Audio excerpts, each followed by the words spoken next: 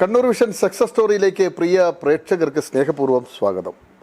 Success സ്റ്റോറിയിൽ ഇന്നത്തെ നമ്മുടെ അതിഥി ഒരു വ്യത്യസ്തനാണ്. എന്തുകൊണ്ട്? വടക്കേ മലബാറിൻ്റെ ടൂറിസം രംഗത്ത് വിപ്ലവകരമായ ചില മാറ്റങ്ങൾ കഴിഞ്ഞ 6 വർഷം കൊണ്ടുണ്ടായിട്ടുണ്ട്. വടക്കേ മലബാറിൽ നിന്നുള്ള 1/2 ഡസൻ MLAമാർ ഒരുമിച്ച് ആലോചിച്ചപ്പോഴാണ് നമ്മുടെ ടൂറിസം സാധ്യതകളെക്കുറിച്ചുള്ള പുതിയ ചിന്തകൾ നമ്മുടെ ഭരണതലത്തിലുണ്ടായത്. അങ്ങനെയാണ് മലബാർ റിവർ ക്രൂസ് പ്രൊജക്റ്റ് എന്ന് പറഞ്ഞാൽ കടലും പുഴയും മലയോരവും കൈകോർത്തുകൊണ്ടുള്ള വലിയൊരു ടൂറിസം പദ്ധതിക്ക് തുടക്കമാവുകയാണ്. ഏതാണ്ട് 325 കോടിയുടെ ഒരു പ്രൊജക്റ്റിനാണ് വടക്കേ മലബാറിൽ തുടക്കം കുറിച്ചത്. വടക്കേ മലബാർ ഒരു കാലത്ത് ടൂറിസം ഉണ്ടായിരുന്നില്ല. കേരളം ദൈവത്തിൻ്റെ സ്വന്തം നാടാണ്, ടൂറിസ്റ്റുകളുടെ പറുദീസയാണ്. പക്ഷേ അതെല്ലാം തെക്കൻ ജില്ലകളിലായിരുന്നു. കണ്ണൂരിലേക്ക് ടൂറിസം എത്തി നോക്കാൻ വഴിയൊരുക്കിയ 1/2 ഡസൻ MLAമാർക്കൊപ്പം സഞ്ചരിച്ച ആർക്കിടെക്ട് TV മധുകുമാറാണ് ഇന്ന് നമ്മോടൊപ്പം ചേരുന്നത്. മധുകുമാറിനെ പറയുമ്പോൾ ആർക്കിടെക്ട് എന്ന വിശേഷണത്തിന് അപ്പുറത്തേക്ക് നമ്മളൊന്ന് പോകേണ്ടതുണ്ട്. എന്താണത് എന്ന് പ്രേക്ഷകർ ചിന്തിക്കുന്നുണ്ടാകും. നമുക്കറിയാം, ഒരു കാലത്ത് വലിയ സാമ്രാജ്യത്വത്തിനെതിരെയുള്ള വലിയ പോരാട്ടങ്ങൾക്ക് വേദിയായ മണ്ണാണ് കണ്ണൂർ. ആ കണ്ണൂരിലെ സേലം രക്തസാക്ഷികൾ എന്നൊക്കെ നിങ്ങൾ കേട്ടിട്ടുണ്ടാവും. കണ്ണൂരിൻ്റെ മണ്ണിൽ നിന്നാണ് അവരുണ്ടായിട്ടില്ല. കാവുമ്പായി സമരവും ആ പ്രക്ഷോഭമൊക്കെ വായിക്കുന്നവരുടെ മനസ്സിൽ, കേരളത്തിൻ്റെ ചരിത്രം അറിയുന്നവരുടെ മനസ്സിൽ എപ്പോഴും ഓടിയെത്തുന്ന ഒന്നാണ് സേലം രക്തസാക്ഷികൾ, അതുപോലെ കാവുമ്പായി സമരമൊക്കെ. സാമ്രാജ്യത്വ ശക്തികൾക്കെതിരെ നടന്ന വലിയ പോരാട്ടങ്ങളായിരുന്നു. ആ പോരാട്ടങ്ങൾക്ക് നേതൃത്വം കൊടുത്ത വലിയൊരു കുടുംബത്തിലെ ഒരു കണ്ണിയാണ് നമ്മുടെ കൂടെ ഇന്നുള്ളത്. മധുകുമാർ അതുകൊണ്ട് തന്നെ വ്യത്യസ്തത നിറഞ്ഞ ഒരു വ്യക്തിത്വമാണ്. നിങ്ങൾക്കറിയാമോ എന്നറിയില്ല, ഏതാണ്ട് 80 കിലോമീറ്റർ വരുന്ന ഒരു പുഴയോരം പുഴ നമുക്കുണ്ട്. ആ 80 കിലോമീറ്ററിലും നമ്മുടെ ഒരു ടൂറിസം ഡയറക്ടർ സഞ്ചരിക്കുക MLAമാർക്കൊപ്പം, എന്നിട്ട് നമ്മുടെ ടൂറിസം സാധ്യതകൾ പഠിക്കുക. ഇതിനൊക്കെ വേദി ഒരുങ്ങിയത് ഈ പ്രൊജക്റ്റിലൂടെയാണ്. അതുകൊണ്ട് തന്നെ ഈ പ്രൊജക്റ്റ് അറിയണം. മധുകുമാർ എന്ന വ്യക്തി രൂപപ്പെട്ടത് എങ്ങനെ എന്നറിയണം.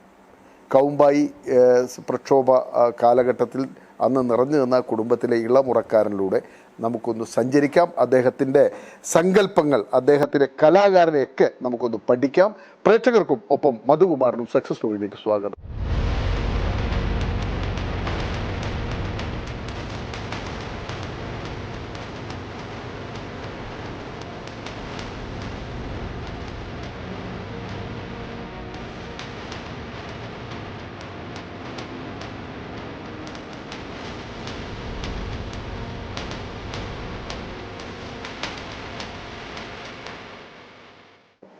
മധുകുമാർ, സക്സസ് സ്റ്റോറിയുടെ ഒരു ലക്ഷ്യം എന്താണെന്ന് വെച്ചാൽ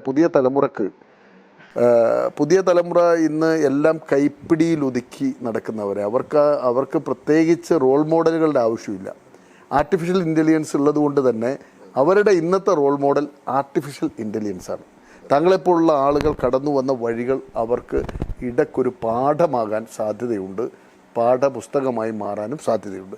അതുകൊണ്ടാണ് താങ്കളെ തേടി ഞങ്ങൾ വന്നിട്ടുള്ളത്. മധുകുമാർ ശരിക്ക് ജനിച്ചത് എവിടെയാണ്? മൊറാഴയിലാണോ? അല്ല, ജനിച്ചത് കണ്ണൂരിൻ്റെ വടക്ക് ഭാഗത്ത് ശ്രീകണ്ഠപുരം ജില്ലയിലെ കാവുമ്പായി എന്ന പ്രദേശമാണ്. താങ്കൾ ഇൻട്രൊഡക്ഷനിൽ പറഞ്ഞു കാവുമ്പായിയെക്കുറിച്ച്. മൊറാഴ എന്ന് പറഞ്ഞാൽ എൻ്റെ വേറൊരു വിപ്ലവ ഭൂമിയാണ് മൊറാഴ. അതുകൊണ്ട് അത് കടന്നു വരുന്നത് KPR-ന്റെ ഒക്കെ നാടാണ്. കാവുമ്പായി സമരം 1946 ഡിസംബർ 30 കാവുമ്പായി സമരക്കുന്നിൽ വെച്ചിട്ട് 5 രക്തസാക്ഷികൾ, 5 കർഷകർ വെടിയേറ്റ് മരിച്ചു. അന്ന് കരക്കാട്ടിടം നയിനാറുടെ ജമ്മിത്വത്തിനെതിരെയുള്ള ഒരു പോരാട്ടത്തിൽ വളരെ പീഡനങ്ങൾ ഏറ്റുമാറ്റി വലിയ രീതിയിലുള്ള നികുതികളും മറ്റൊക്കെ ആയിട്ട് കർഷകർ ദുസ്സഹമായിരിക്കുന്ന ഒരു ഘട്ടത്തിലാണ് തിരിച്ചൊരു ഏറ്റുമുട്ടലിന് തയ്യാറായിക്കൊണ്ട് കർഷകർ കാവുമ്പായി സമരക്കുന്നിൻ്റെ ഒരു പ്രത്യേകത എന്ന് വെച്ചാൽ 3 ഭാഗവും തോടും വയലുകളുമാണ്.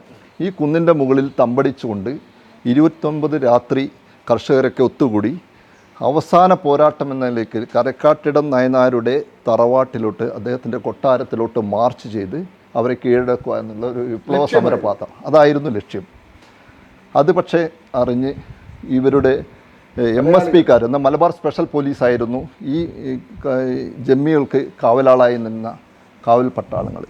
അവരിത് മണത്തറിഞ്ഞുകൊണ്ട് മിഷൻ ഗണ്ണുമായി വന്ന് വയലിൽ നിന്ന് ഈ തോടിൻ്റെ ഉള്ളിൽ ഇരുന്നുകൊണ്ട് വയലിൻ്റെ ഓരത്തിൽ ഇരുന്നുകൊണ്ട് ഈ കുന്നിന് നേരെ നിറയൊഴിച്ചു. അതാണ് ആ സമരം. അന്ന് അഞ്ച് കർഷകരോടെ കടഞ്ഞുകൂടെ മരിച്ചു. ഇതൊക്കെ താങ്കൾ എന്തായാലും നേരിട്ട് അനുഭവിച്ച കാര്യങ്ങളല്ലല്ലോ. അല്ലല്ല, എങ്ങനെയാണ് താങ്കളുടെ എൻ്റെ കുടുംബം, ഈ സമര പോരാളികളും താങ്കളും തമ്മിലുള്ള റിലേഷൻഷിപ്പ് എന്താണെന്നുള്ളതാണ് ആദ്യം അറിയുന്നത്. എൻ്റെ കുടുംബമായിട്ടുള്ള ബന്ധം ഞാൻ എങ്ങനെയാണ്? എൻ്റെ അച്ഛൻ്റെ അച്ഛൻ മുത്തശ്ശൻ തളിയൻ രാമൻ നമ്പ്യാർ ഈ സമര നേതാവായിരുന്നു. ഈ സമരങ്ങൾ കർഷകരെ സംഘടിപ്പിക്കുവാനും കർഷക സംഘം രൂപീകരിക്കുവാനും ഒക്കെ നേതൃത്വം നൽകിയ ഒരാളായിരുന്നു തളിയൻ രാമൻ നമ്പ്യാർ. അന്ന് ആഢ്യന്മാരായിരുന്നു. കരക്കാട്ടടൻ നയനാരോട് അദ്ദേഹം ഒരു സൗഹൃദ ബന്ധം സ്ഥാപിച്ച ഒരു വ്യക്തിയായിരുന്നു.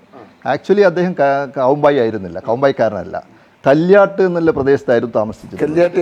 കല്യാട്ട് യശമാനൻ്റെ കിങ്കരന്മാർ വന്ന് ഇദ്ദേഹത്തെയും ഇദ്ദേഹത്തിൻ്റെ മരുമകളെ ആക്രമിക്കാൻ ശ്രമിച്ചപ്പോൾ അതിനോട് ഏറ്റുമുട്ടി ഈ മരുമകളെ കല്യാട്ട് യശമാനന് കാഴ്ചവെക്കണം എന്നുള്ള വിവരമായി വന്ന കിങ്കരന്മാരെ അവിടുന്ന് ചവിട്ടി അടിച്ചോടിച്ചിട്ട് അന്ന് രാത്രി സ്ഥലം വിട്ടതാണ്. അവിടുന്ന് തൊട്ടടുത്ത ജമ്മിയായ കരക്കാട്ടൻ നയിനാറുടെ ഭൂമിയിലോട്ട് വരികയും കരക്കാട്ടൻ നയിനാറുടെ ശത്രുവാണ് കല്യാട്ട് യശമാനൻ. അതുകൊണ്ട് തന്നെ അദ്ദേഹത്തിന് അന്ന് ഉപയോഗിച്ചു. മുത്തച്ഛൻ്റെ അച്ഛനാണ് വന്നത്, കോയാടൻ രാമൻ എന്ന് പറയുന്ന അദ്ദേഹം വന്ന് ഇവിടെ വന്നപ്പോൾ ഈ കരക്കാട്ടൻ നിന്ന് 2 കൈയും നീട്ടി സ്വീകരിച്ചു. ഇദ്ദേഹത്തിന് സ്ഥലം കൊടുത്തു, താമസിക്കാനുള്ള സൗകര്യം കൊടുത്തു. അങ്ങനെ അവിടെ ജീവിതം ആരംഭിച്ച് വന്നപ്പോഴാണ് അദ്ദേഹത്തിൻ്റെ മകൻ രാമൻ നമ്പ്യാർ, തളിയൻ രാമൻ നമ്പ്യാർ വളർന്നു വരുന്ന സാഹചര്യത്തിലാണ് മനസ്സിലാക്കിയത് ഈ കല്യാട്ടശമനെക്കാട്ടിലും പീഡനവീരനാണ് കരക്കാട്ടൻ നയനാർ. കർഷകരെ പിഴിഞ്ഞുകൊണ്ട് ദുസ്സഹമായ ജീവിതം നയിക്കുന്ന ഒരവസ്ഥ ക്രിയേറ്റ് ചെയ്തുകൊണ്ട് ഉള്ള ഒരു ഭരണമാണ് കരക്കാട്ടൻ നയനാർ. അപ്പോൾ ഇദ്ദേഹത്തിൻ്റെ ഒരു കരക്കാട്ടടൻ നയനാർക്കെതിരെയുള്ള ഒരു ശത്രുവാളയത്തിലേക്ക് കർഷകരെ സംഘടിപ്പിച്ചുള്ള ഒരു പോരാട്ട സമരത്തിന് നേതൃത്വം നൽകുകയായിരുന്നു മുത്തച്ഛൻ. മുത്തച്ഛൻ്റെ അപ്പോൾ താങ്കളുടെ പിതാവ് EK രാഘവൻ നമ്പ്യാർ അദ്ദേഹം പ്രക്ഷോഭങ്ങളിൽ പങ്കെടുത്തിട്ടുണ്ടോ? അദ്ദേഹം ആ കാലഘട്ടത്തിൽ 46-കളിൽ അദ്ദേഹം ഒരു 15-16 വയസ്സുള്ള യുവാവായിരുന്നു. അദ്ദേഹത്തിൻ്റെ തൊട്ട് ജ്യേഷ്ഠൻ EK നാരായണൻ നമ്പ്യാർ അദ്ദേഹം ഈ ഡയറക്റ്റായിട്ട് ഈ സമരത്തിൽ പങ്കെടുത്തിരുന്നു. പക്ഷേ ഈ വെടിവെപ്പ് സമയത്തിൽ ആ വെടിവെപ്പ് നടന്നപ്പോൾ കുറേ ആൾ ഓടി രക്ഷപ്പെട്ടപ്പോൾ ഇവർ രണ്ടുപേരും പിന്നീട് ഒളിവിൽ പോയി. ഈ തളിയൻ രാമൻ നമ്പ്യാർ എന്ന എൻ്റെ മുത്തച്ഛനും EK നാരായണൻ നമ്പ്യാരും ഒളിവിൽ പോവുകയും ഒളിവിൽ പോയിട്ട് കുറച്ച് കാലത്തിനുള്ളിൽ കുറച്ച് മാസങ്ങൾക്കുള്ളിൽ തന്നെ അവരെ പിടിക്കപ്പെട്ടതിന് ശേഷം 2 പേരെയും ആദ്യം പിടിച്ചത് മുത്തശ്ശനെയായിരുന്നു. മുത്തശ്ശൻ അവിടെ ഒരു കുന്നിൻ്റെ മുകളിൽ വെച്ച് മുത്തശ്ശനെ പിടിക്കാൻ വേണ്ടിയിട്ട് ഒരു നാടകം ഉണ്ടായിരുന്നു. അപ്പോൾ ഈ അവിടുന്ന് എല്ലാവരും ഒളിവിൽ പോയി. അച്ഛൻ്റെ അനുജനുണ്ട്, ഒരു കുഞ്ഞപ്പ എന്ന് പറയുന്നത്, അമ്മയും മാത്രമാണ് ആ വീട്ടിലുണ്ടായിരുന്നത്. അപ്പോൾ വീട് കത്തിച്ചു. തളിയൻ രാമൻ നമ്പ്യാരെ പിടിക്കാൻ വേണ്ടിയിട്ട് വീട് കത്തിച്ചു. ഭാര്യയെ മൃഗീയമായി ബലാത്കാരം ചെയ്തു. മകൻ മരിച്ചു, ഈ ഇളയ മകൻ മരിച്ചു. അങ്ങനെയുള്ള ഈ വീട് കത്തിച്ച വാർത്ത പുറത്തു വന്നു കഴിയുമ്പോൾ തീർച്ചയായും രാമൻ നമ്പ്യാർ ഇത് അന്വേഷിച്ച് വരുമ്പോൾ MSPക്കാരെ വെച്ചുകൊണ്ട് പിടിക്കുക. അപ്പോൾ കുറച്ച് ദിവസം കഴിഞ്ഞപ്പോൾ രാമൻ നമ്പ്യാർ ഇത് അന്വേഷിച്ച് വരുമ്പോൾ വളരെ ക്ഷീണിതനായിരുന്നു. കുറേ കാലമായിട്ട് ഈ കാട്ടിൽ ഒളിവിൽ കളിഞ്ഞ് ക്ഷീണിതനായ അദ്ദേഹം വീട്ടിലോട്ട് വരികയാണ്. വീട്ടിലോട്ട് വന്ന് തൊട്ടടുത്ത് അപ്പോൾ അദ്ദേഹത്തിൻ്റെ തലയ്ക്ക് 500 രൂപ ഇനാം പ്രഖ്യാപിച്ചു. 500 രൂപ. അപ്പോൾ ഇദ്ദേഹത്തിൻ്റെ ഒരു ബന്ധുവായ ഒരു മരുമകൻ്റെ വീട്ടിൽ പോയിട്ട് ഒരു ചായ വെള്ളം ചോദിച്ചു, ഈ കാര്യങ്ങളൊക്കെ അന്വേഷിച്ച ശേഷം. അപ്പോൾ ചായ വെക്കാൻ വേണ്ടിയിട്ടുള്ള ചായപ്പൊടിയും പഞ്ചസാരയും ഇല്ലാതെ വാങ്ങിച്ചു വരട്ടെ എന്ന് പറഞ്ഞിട്ട് അദ്ദേഹം നേരെ ഓടിയത് ഈ MSP ക്യാമ്പിലോട്ടായിരുന്നു. റിവാർഡ് വാങ്ങാൻ. അപ്പോഴേക്കും MSPക്കാർ വന്നു, ഒരു കുന്നിൻ്റെ മുകളിലോട്ട് ഓടിക്കയറി അറസ്റ്റ് ചെയ്തു. കാലിലും കയ്യിലും ചങ്ങല ബന്ധിച്ചുകൊണ്ട് കാവുമ്പായി രാജാവിനെ പിടിച്ചു എന്ന് പറഞ്ഞ് നടത്തിക്കൊണ്ടുവരികയായിരുന്നു. അങ്ങനെ കണ്ണൂർ സെൻട്രൽ ജയിലിലെത്തി. അവിടെ നിന്ന് വിയ്യൂർ സെൻട്രൽ ജയിലിൽ പോയി. സേലം ജയിലിൽ വന്നു. അപ്പോൾ സ്വാതന്ത്ര്യം ലഭിച്ചു. സ്വാതന്ത്ര്യം ലഭിച്ചതിന് ശേഷവും ഈ കമ്മ്യൂണിസ്റ്റ് തടവുകാരെ വിട്ടയച്ചില്ല. അപ്പോൾ അങ്ങനെയുള്ളൊരു അവിടെ ജയിലിനകത്ത് പ്രക്ഷോഭം നടക്കുകയാണ്. കോഴിപ്പുറത്ത് മാധവമേനോൻ എന്ന ജയിൽ മന്ത്രി ജയിൽ സന്ദർശിക്കുന്ന ദിവസം ഇവർ വലിയൊരു പ്രക്ഷോഭം നടക്കുകയാണ്. C കണ്ണൻ അടക്കം OP അനന്തൻ മാസ്റ്റർ അടക്കമുള്ള ഒരുപാട് മലബാറിൽ നിന്നുള്ള കർഷക നേതാക്കന്മാർ അവിടെ ഉണ്ടായിരുന്നു. ആ കോഴിപ്പുറത്ത് മാധവമേനോൻ ജയിൽ സന്ദർശിക്കുന്ന സമയത്ത് അദ്ദേഹത്തിന് മുർദാബാദ് വിളിച്ചുകൊണ്ട് ഇതിനുള്ളിൽ മുദ്രാവാക്യം മുഴക്കിയ ഈ തടവുകാർക്ക് നേരെ നിറയൊഴിക്കാൻ വേണ്ടി ഓർഡർ ചെയ്തുകൊണ്ട് മന്ത്രി അങ്ങോട്ട് പോയി. ആ വെടിവെപ്പിലാണ് സേലം രക്തസാക്ഷിയായിട്ട് തളിയൻ മുത്തച്ഛൻ പിടഞ്ഞു മരിക്കും. അതിന് ഏറ്റവും വലിയ രസം എന്ന് പറഞ്ഞത് ഒരു അച്ഛനും മകനും ഒരു ജയിൽ സെല്ലിൽ വെച്ച് വെടികൊള്ളുകയാണ്. അച്ഛൻ എഴുന്നേറ്റ് നോക്കുമ്പോഴേക്കും നിങ്ങളുടെ അച്ഛനാണോ വെടികൊണ്ടതിൽ ഒരാൾ? എൻ്റെ വലിയച്ഛൻ, അച്ഛൻ്റെ ചേട്ടൻ ഇ.കെ. നാരായണൻ നമ്പ്യാർ, അദ്ദേഹത്തിൻ്റെ കാലിൽ വെടികൊള്ളുന്നു. ഈ വെടികൊണ്ടുന്ന് തല ഉയർത്തി നോക്കിയപ്പോൾ തളിയൻ രാമൻ നമ്പ്യാരുടെ തലയ്ക്ക് വെടികൊണ്ടു. അദ്ദേഹം അവിടെ പിടഞ്ഞു മരിച്ചു. ഇ.കെ. നാരായണൻ നമ്പ്യാർ ആ ജയിലിലെ ശവത്തിൻ്റെ ഇടയിൽ കുറേ ബോധമറ്റ് കിടന്നു. അപ്പോൾ മരിച്ചെന്ന് കരുതി എല്ലാവരും എടുത്തിട്ട് കൊണ്ടുപോയിട്ട് മോർച്ചറിയിൽ വെച്ചു. അപ്പോൾ അനങ്ങുന്നൊരു ശരീരം കണ്ട് പിന്നെ അവിടെ ചികിത്സ നടത്തി 8 വർഷത്തോളം ജയിലിൽ കിടന്നതിന് ശേഷം അന്ന് വെടികൊണ്ട അതേ ഡ്രസ്സിൽ അതേ ഷർട്ടിലും മുണ്ടു എടുത്തുകൊണ്ട് 8 വർഷങ്ങൾക്ക് വരെ മരിച്ചു എന്ന് കരുതിയ ഇ.കെ. നാരായണൻ നമ്പ്യാർ നാട്ടിലോട്ട് തിരിച്ചു. നിങ്ങളുടെ മുത്തച്ഛൻ വലിയച്ഛൻ മുത്തച്ഛൻ എന്ന് പറയുന്നത് തളിയൻ രാമൻ നമ്പ്യാർ, അച്ഛൻ്റെ അച്ഛൻ, ചിലപ്പോൾ അങ്ങനെ ചില സ്ഥലങ്ങൾ അങ്ങനെയൊക്കെ പറയാം. ഈ കഥകളൊക്കെ ആരാണ് ശരിക്കും താങ്കൾക്ക്? അച്ഛൻ തന്നെ പറഞ്ഞു? അല്ല, അച്ഛൻ തന്നെ പറഞ്ഞു. അച്ഛൻ ഇതിന്റെ കാലഘട്ടത്തിൽ ഒരുപാട് പീഡനങ്ങൾ അനുഭവിച്ചതുകൊണ്ട് എന്നുവെച്ചാൽ ഒരുപാട് കൃഷിസ്ഥലങ്ങൾ ഉണ്ടായിരുന്നു. ആ കൃഷിസ്ഥലങ്ങളൊക്കെ കയ്യേറി വീടുകൾ കത്തിച്ചു, അനുജൻ മരിച്ചു, അമ്മയെ ക്രൂരമായ ബലാത്കാരം ചെയ്ത് രോഗിയാക്കി മാറ്റി. പിന്നെ അച്ഛൻ ഒറ്റൊരു വ്യക്തിയാണ് ഉണ്ടായിരുന്നത് വീട്ടിൽ. അച്ഛൻ 16-17 വയസ്സുള്ള അച്ഛനെ പോലീസ് സ്റ്റേഷനിൽ അറിയിച്ച് ജയിലിൽ കൊണ്ടുപോയില്ല, ക്രൂരമായി മർദ്ദിച്ചു. പിന്നെ അച്ഛൻ ഒരു തിരിച്ചു പിടിക്കലായിരുന്നു. അപ്പോൾ ചേട്ടനും മരിച്ചു, അച്ഛനും മരിച്ചു എന്നുള്ള രീതിയിലാണ് കാര്യങ്ങൾ മനസ്സിലാക്കുന്നത്. അച്ഛൻ്റെ തിരിച്ചുവരവ് എങ്ങനെയായിരുന്നു? അത് താങ്കൾക്ക് ഓർമ്മയുണ്ട്? അല്ല, തീർച്ചയായിട്ടും. എന്ന് വെച്ചാൽ അച്ഛൻ്റെ തിരിച്ചുവരവ് എന്ന് പറഞ്ഞത് ഈ ഭൂമി മുഴുവൻ അവിടെ അന്യാദാനപ്പെട്ടിരിക്കുന്നു. അമ്മ രോഗിയായി മാറിയിരിക്കുന്നു. വളരെ ഒരു ദൃഢനിശ്ചയത്തിൽ ഇനി മുമ്പിൽ ആരുമില്ല, ഇരുട്ട് മാത്രമാണ്, ഇതിനെ മറികടന്നേ പറ്റൂ. അങ്ങനെയുള്ള ഒരു ദൃഢനിശ്ചയത്തിൽ ഒരു പോരാട്ടമായിരുന്നു ജീവിതം. ഓരോന്നായിട്ട് പിടിച്ച് ഓരോ കൃഷി മാത്രമായിരുന്നു, നെൽകൃഷി മാത്രമായിരുന്നു, വേറൊന്നുമില്ല, ഒരു വരുമാനമില്ല. നെല്ല് ധാരാളമായി കൃഷി ഉണ്ടാക്കുക, നെല്ലുണ്ടാക്കുക, ആവശ്യത്തിന് ഭക്ഷണത്തിന് ഉപയോഗിക്കുക, ബാക്കി നെല്ല് വിറ്റിട്ട് വളവും വിത്തിനുള്ള പൈസ സമ്പാദിക്കുക. കാടായിരുന്നു, പുനംകൃഷിയായിരുന്നു അവിടുത്തെ. പുനംകൃഷി എന്ന് പറഞ്ഞു കഴിഞ്ഞാൽ ഈ വയലുള്ള കൃഷി പോലെ തന്നെ കാവുമ്പായി പ്രദേശത്ത് തന്നെയാണത്. കാവുമ്പായി പ്രദേശത്ത് തന്നെ ഈ പുനംകൃഷി എന്ന് പറഞ്ഞാൽ കാട് വെട്ടി വെടുപ്പാക്കി അത് കത്തിച്ചിട്ടാണ് അവിടെ കൃഷി ചെയ്യുക. ഈ പുനംകൃഷിക്കുള്ള അവകാശത്തിന് വേണ്ടിയിട്ടാണ് സമരം നടത്തിയിരുന്നത്.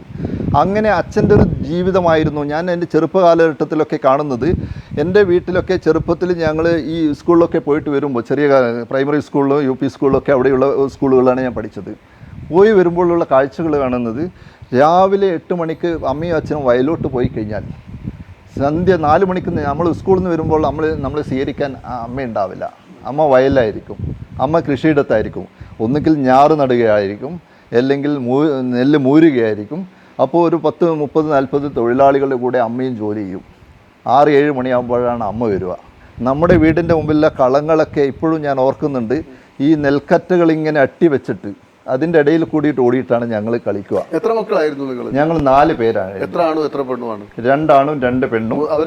അവരൊക്കെ മൂത്ത ആള് താങ്കൾക്ക് പരിചയം ഉണ്ടാവും, ശാന്ത കാവുമ്പായുടെ സമരചരിത്രം ഡിസംബർ 30 ശ്രീ പിണറായി വിജയൻ അവതാരിക എഴുതിയ ആ പുസ്തകത്തിൻ്റെ രചയിതാവാണ്. മൂത്ത സിസ്റ്റർ അധ്യാപികയായിരുന്നു. അവർ ജന്മന ഒരു വൈകല്യമുള്ളൊരു ആളായിരുന്നു. തൊട്ടടുത്ത സിസ്റ്റർ പങ്കജവല്യ, അവരും ഒരു ഹൈസ്കൂൾ ടീച്ചറായി റിട്ടയർ ചെയ്തു. എൻ്റെ തൊട്ട് മുകളിൽ ചേട്ടൻ ഡോക്ടർ TV രാമകൃഷ്ണൻ, കണ്ണൂർ യൂണിവേഴ്സിറ്റിയിലെ മാത്തമാറ്റിക്സ് ഡിപ്പാർട്ട്മെൻറ്റിലെ പ്രൊഫസർ. മധുകുമാർ, അങ്ങനെ നിങ്ങൾ 4 മക്കൾ. താങ്കളുടെ വിദ്യാഭ്യാസമൊക്കെ എവിടെയായിരുന്നു? പ്രാഥമിക വിദ്യാഭ്യാസം? എൻ്റെ പ്രാഥമിക വിദ്യാഭ്യാസം LP സ്കൂൾ എന്ന് പറയുന്നത് കാവുമ്പായി ഗവൺമെൻറ് LP സ്കൂൾ 1 മുതൽ 4 വരെയുള്ള വീട്ടിൻ്റെ തൊട്ടടുത്ത് തന്നെയാണ്. ആ LP സ്കൂളിനോട് ചേർന്നൊരു വായനശാലയുണ്ട്, തളിയൻ രാമൻ നമ്പ്യാർ സ്മാരക വായനശാല. എൻ്റെ കുടുംബവുമായിട്ട് ബന്ധപ്പെട്ട സ്ഥാപനങ്ങളാണ് കാവുമ്പായിലുള്ളത്. കാവുമ്പായുടെ ഒരു അച്ഛനെ വേണമെങ്കിൽ ഒരു നവോത്ഥാന നായകൻ എന്ന് പറയാം. കാവുമ്പായുടെ ഡെവലപ്മെൻറ്റിന് ഒരുപാട്, അവിടുത്തെ ആദ്യമായി റോഡ് വെട്ടിയതും ആദ്യമായി ടെലിഫോൺ അവിടെ വന്നതും ഇലക്ട്രിസിറ്റി കണക്ഷനൊക്കെ എടുത്തത് അച്ഛൻ്റെ നേതൃത്വത്തിൽ. അവിടുത്തെ ഒരു റൈസ് മിൽ അച്ഛൻ്റെ ആയിരുന്നു. മുത്തച്ഛൻ്റെ ഗ്രാൻഡ് ഫാദറിൻ്റെ ഒരു മെമ്മോറിയലായിട്ട് എന്തെങ്കിലും ഒരു സ്ഥാപനം കെട്ടി ഉയർത്തണം എന്നുള്ളൊരു ആഗ്രഹം ഉണ്ടായിരുന്നു. സാധാരണ ഒരു സ്മൃതി മണ്ഡപം, ഒരു സ്തൂപം ഉണ്ടാക്കും, അല്ലെങ്കിൽ ഒരു പാർട്ടി ഓഫീസ് ഉണ്ടാക്കും. പക്ഷേ അച്ഛൻ ചെയ്ത അങ്ങനെ ആയിരുന്നില്ല. അച്ഛൻ അവിടെ ഒരു ലൈബ്രറി ഉണ്ടാക്കി, ഒരു വായനശാല, തളിയൻ രാമൻ നമ്പ്യാർ സ്മാരക വായനശാല. അത് നാടിൻ്റെ ഒരു വിളക്കായിരുന്നു. നാടിൻ്റെ ഒരു ഐശ്വര്യമായിരുന്നു. ഒരുപാട് പ്രഗത്ഭന്മാരെ സൃഷ്ടിച്ച ശാസ്ത്ര സാഹിത്യ പരിഷത്തിൻ്റെ പ്രസിഡന്റ് കാവുമ്പായി ബാലകൃഷ്ണനും പ്രശസ്ത എഴുത്തുകാരനായ ഡോക്ടർ കേണൽ കാവുമ്പായി ജനാർദ്ദൻ അടക്കം, എൻ്റെ brother doctor T V Ramakrishnan, colonel ജനാർദ്ദൻ്റെ brother doctor Vijayan, doctor Gireeshan, അങ്ങനെ ഒത്തിരി ആൾക്കാരെ കാവുമ്പായി ഒന്ന് ഗ്രാമം ഗ്രാമത്തിൽ ഇത്ര പ്രഗത്ഭരായ മനുഷ്യരെ വാർത്തെടുക്കാൻ ഈ വായനശാല സാധിച്ചു. താങ്കൾ ഈ വായനശാല എങ്ങനെയാണ് സ്വാധീനിച്ചത്? ഞാൻ ശരിക്കും പറഞ്ഞാൽ നമ്മുടെ ചെറുപ്പകാലത്ത് ഒരു തൊഴിലധിഷ്ഠിത വിദ്യാഭ്യാസം എന്നൊക്കെ പറയാം, തൊഴിൽ ചെയ്തുകൊണ്ട് പഠിക്കണം എന്നാണ് അച്ഛൻ്റെ ഒരു നിർദ്ദേശം. അപ്പം ഞങ്ങൾക്ക് ഫ്രീ ടൈമുള്ള സമയത്ത് ഞങ്ങളെ കളിക്കാൻ വിടില്ല. ഞങ്ങൾക്ക് ഒരുപാട് ജോലികളാണ്. വയലിൽ പണിയെടുക്കുന്നവർക്ക് കഞ്ഞിയും വെള്ളവും ഭക്ഷണം കൊണ്ട് കൊടുക്കണം. അതേപോലെ ഈ വിത്തിടുന്ന സമയത്ത് ഈ പ്രാവുകൾ വന്ന് ഈ വിത്ത് കൊത്തിക്കൊണ്ട് പോകുന്നതിന് പകരം നമ്മൾക്കവിടെ ഈ ചെണ്ട കൊട്ടണം. ചെണ്ട കൊട്ടുക പറഞ്ഞാൽ ചെണ്ടയല്ല, ഈ പ്രാവുകൾ വന്ന് ഈ വിത്തെടുത്ത് കൊണ്ട് പോകുമ്പോൾ അതിനെ ഓടിക്കാൻ വേണ്ടി പഴയ ഈ വെളിച്ചെണ്ണ ടിന്നെടുത്തിട്ട് ഞങ്ങളൊരു ഏറുമാടും ഉണ്ടാക്കും. ഏറുമാടും ഉണ്ടാവും വയലിൻ്റെ ഇടയിൽ. രണ്ട് സമയങ്ങളാണ്. ഒന്ന് വിളഞ്ഞിരിക്കുന്ന ഈ നെൽവിത്തുകൾ നെൽമണികൾ തിന്നാൻ വരുന്ന പക്ഷികൾ ഓടിക്കാം. അതുപോലെ ഈ വിത്തുകൾ വിതറിക്കഴിഞ്ഞ് കഴിഞ്ഞാൽ അത് പെറുക്കിക്കൊണ്ട് പോകുന്നു. ഈ രണ്ട് സമയത്തും ആ ജോലി ഞങ്ങൾക്കാണ്. ഞങ്ങൾ ഈ ഏറുമാണ്. ഞങ്ങൾക്ക് ഭയങ്കര രസകരമായ അനുഭവമാണത്. ഇങ്ങനെ വിശാലമായ വയലുകൾ, കാവുമ്പായി സമരക്കുന്നിൻ്റെ താഴെയുള്ള വിശാലമായ വയലുകളിൽ 1-2 ഏക്കർ സ്ഥലം അച്ഛനുണ്ട്. ആ വയലിൻ്റെ നടുവിൽ ഞങ്ങളൊരു ഏറുമാടം കെട്ടിയിട്ട് അതിൻ്റെ മേലെ 2 പലക വെച്ച് അതിൻ്റെ മേലെ ഇരിക്കും. അതിൻ്റെ മുകളിലൊരു ഓല കൊണ്ടൊരു ഷെയ്ഡുണ്ടാക്കും. അതിന് 2 പറമ്പ് ഒരു 2-3 വയലിനപ്പുറം ഗണേശനുണ്ടാവും. അച്ഛൻ്റെ ചേട്ടൻ്റെ മകൻ ഗണേശൻ്റെ ഏറുമാടം ഉണ്ടാവും. തൊട്ടപ്പുറത്ത് ഗിരീശൻ്റെ ഉണ്ടാവും. ഇവിടെ ഇരുന്നിട്ട് ഞങ്ങൾ പുസ്തകം എടുത്ത് പോകണം, വായിക്കുകയും ചെയ്യണം. ഈ ഇടവേളകൾ എന്ന് വെച്ചാൽ അവിടെ ചെണ്ട കൊട്ടുമ്പോൾ ഇങ്ങോട്ടേക്ക് പക്ഷികൾ പാറി വരും. അപ്പോൾ ഞങ്ങൾ ഇവിടെ നിന്ന് ശബ്ദം ഉണ്ടായിക്കൊണ്ടിരിക്കും, അങ്ങോട്ട് പോകണം. ഇതാണ് ഒഴിവ് കാലങ്ങളിൽ ഇതൊക്കെ ഓരോ നമ്മളൊരു 13-14 വയസ്സ് വരെ, 10ാം ക്ലാസ് വരെ പഠിച്ചിട്ടില്ല. 7ാം ക്ലാസ് വരെയാണ്. കാവുമ്പായി LP സ്കൂളിൽ നിന്ന് 4ാം ക്ലാസ് വരെ വിദ്യാഭ്യാസം കഴിഞ്ഞ് നെടുങ്ങോം, തൊട്ടടുത്ത ഗ്രാമമായ നെടുങ്ങോം UP സ്കൂളിൽ നിന്ന് 5, 6, 7 അത് കഴിഞ്ഞതിന് ശേഷമുള്ളതാണ് എൻ്റെ ജീവിതത്തിൽ ഒരു വഴിത്തിരിവായത്. അത് പറഞ്ഞാൽ അന്ന് ടാഗോർ വിദ്യാനികേതൻ എന്ന് പറയുന്ന ഒരു സ്കൂളുണ്ട് തളിപ്പറമ്പിൽ. കേരളത്തിലെ ഏക വിദ്യാലയം. അതൊരു എൻട്രൻസ് എഴുതി കുട്ടികളെ സെലക്ട് ചെയ്യുന്നത്. ഇപ്പോൾ അത് എടുത്തു കളഞ്ഞു. അപ്പോൾ തൃശ്ശൂർ തൊട്ട് ഇങ്ങ് കാസർഗോഡ് വിവാദങ്ങളൊക്കെ ഉണ്ടായിരുന്നു. ഹൈക്കോടതി വരെ ഇട്ടിട്ടാണ് ഈ എൻട്രൻസ്. അത് ഗവൺമെൻറ് സ്കൂളാണ്. അത് അന്ന് കണ്ണൂർ കളക്ടറായിരുന്ന R. രാമേന്ദ്രൻ നായർ ഇനീഷ്യേറ്റീവ് എടുത്തത്. അന്ന് നമ്മളൊരു PSPയുടെ MLA ആയ PM കുഞ്ഞിരാമൻ നമ്പ്യാരോ, അവർ രണ്ടുപേരും ലീഡർഷിപ്പ് എടുത്തുകൊണ്ട് അന്നൊരു പ്രഗത്ഭനായ ഒരു ഹെഡ് മാസ്റ്റർ ഉണ്ടായിരുന്നു, VC കരുണാകരൻ നമ്പ്യാർ. അദ്ദേഹത്തിൻ്റെ നേതൃത്വത്തിൽ ഒരു ചെറിയ സ്കൂളായി തുടങ്ങിയാണ്. അത് പിന്നീട് വലിയ ഒരു 2 നില കോൺക്രീറ്റ് ബിൽഡിംഗ്. ഞാൻ അവിടെ അഡ്മിഷനായിട്ട് എൻട്രൻസ് എക്സാം എഴുതണം. എൻ്റെ ബ്രദർ ആദ്യം എഴുതി. അച്ഛൻ്റെ ഒരു വലിയ ആഗ്രഹമായിരുന്നു. അച്ഛൻ 4ാം ക്ലാസ് വിദ്യാഭ്യാസം ഉണ്ടായിരുന്നത്, അമ്മയ്ക്ക് 2ാം ക്ലാസ് വിദ്യാഭ്യാസം. കൃഷി മാത്രം അവർക്ക് ഒരു മറ്റ് വായിക്കാൻ അറിയാം, മറ്റു കാര്യങ്ങളൊന്നും അറിയില്ല. പക്ഷേ വിദ്യാഭ്യാസത്തിൻ്റെ പ്രത്യേകത അച്ഛൻ അറിയാമായിരുന്നു. കാരണം ജയിലിരുന്നിട്ട് ഏട്ടൻ കുറേ കാര്യങ്ങൾ പഠിച്ചിരുന്നു. പക്ഷേ ആ അവസരം പോലും ഈ 13-14 വയസ്സിൽ വീടിൻ്റെയും ഈ കൃഷിയുടെയും ഉത്തരവാദിത്തം ഏറ്റെടുത്തുകൊണ്ട് അച്ഛന് ചെയ്യാൻ പറ്റില്ല. അപ്പോൾ മക്കൾക്ക് നല്ല വിദ്യാഭ്യാസം കൊടുക്കുക എന്നുള്ള അച്ഛൻ്റെ ഒരു ലക്ഷ്യമായിരുന്നു. അങ്ങനെ ടാഗോർ എന്നൊരു സ്കൂളിനെ കുറിച്ച് കേട്ടിട്ട് അവിടെ എൻട്രൻസ് ഉണ്ട്, എൻ്റെ മകനെ എന്തായാലും എൻട്രൻസ് ക്വാളിഫൈ ചെയ്യിപ്പിക്കണം എന്ന് പറഞ്ഞു. അന്ന് എൻട്രൻസ് കോച്ചിങ് ഒക്കെ ഉണ്ട് എന്ന് കേട്ടു. പക്ഷേ ഞങ്ങൾക്കതൊന്നും കിട്ടില്ല. ഗ്രാമത്തിൽ നിന്ന് ഞങ്ങൾ പോകുന്നു, തളിപ്പറമ്പിൽ പോകുന്നു. തളിപ്പറമ്പിൽ ഒരു കുന്നിൻ്റെ മുഖത്ത് ഭയങ്കര പ്രൗഢഗംഭീരമായൊരു കെട്ടിടമാണ് അന്ന് രാമേന്ദ്രൻ നായരുടെ നേതൃത്വത്തിൽ PM കുഞ്ഞിരാമൻ നമ്പ്യാർ MLAയുടെ ലീഡർഷിപ്പിൽ പണിത് ഉയർത്തിയത്. അതിൻ്റെ അഡ്വൈസറി ബോർഡിൻ്റെ ചെയർമാൻ കണ്ണൂർ കളക്ടറായിരിക്കും.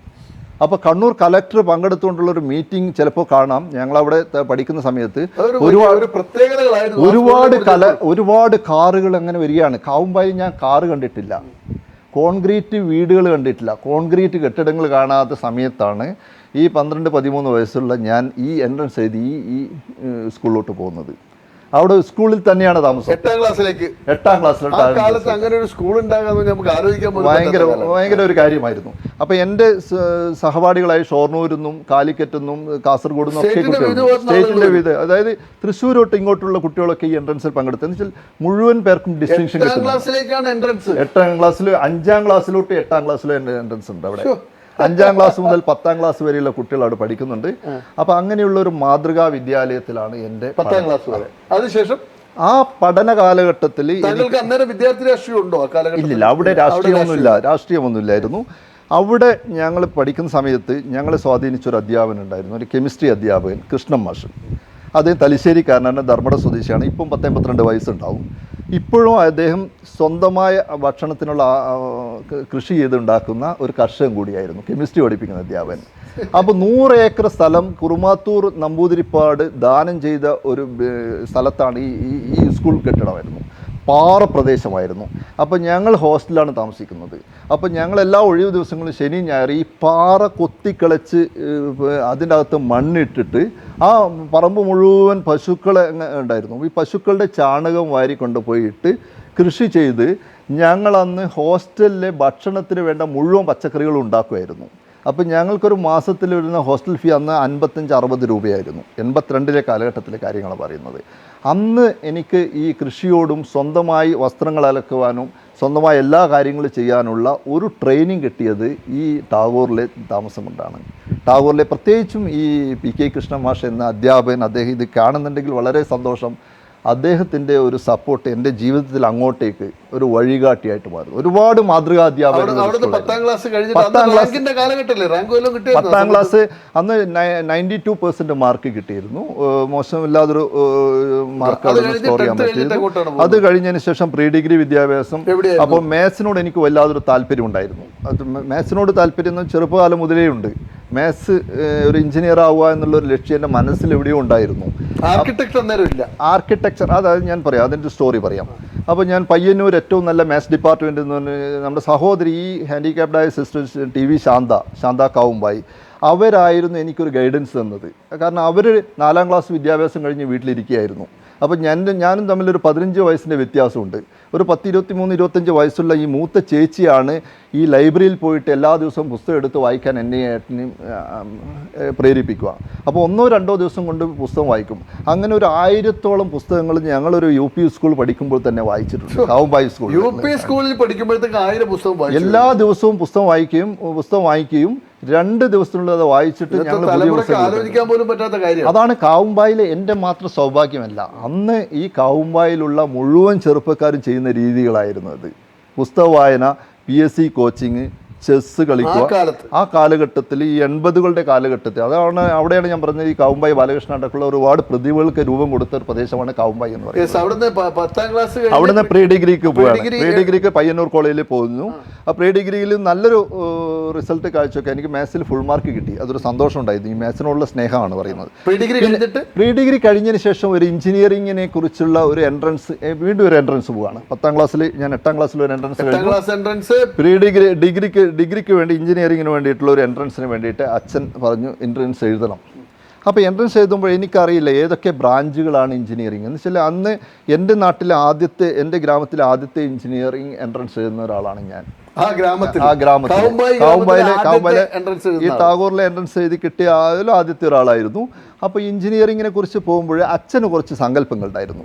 അച്ഛന് അവിടെ ഒരു മൃഗാശുപത്രി ഉണ്ടായിരുന്നു. അച്ഛൻ്റെ കെട്ടിടത്തിൽ ഒരു മൃഗാശുപത്രി വർക്ക് ചെയ്യുന്നുണ്ടായിരുന്നു. ഈ മൃഗാശുപത്രിക്ക് എല്ലാ വർഷവും ഫിറ്റ്നസ് വേണം.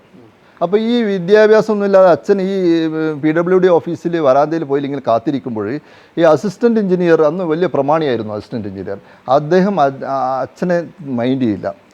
മണിക്കൂറുകളോളം ഈ വരാന്തയിൽ ഇരുത്തിയിട്ട് പലപ്പോഴും പല കാരണങ്ങൾ പറഞ്ഞ് തിരിച്ചയച്ച്. അപ്പോൾ അച്ഛൻ അന്നൊരു ബോധമുണ്ടായിരുന്നു, എൻ്റെ മകനെ ഇതുപോലൊരു എഞ്ചിനീയർ ആക്കണം.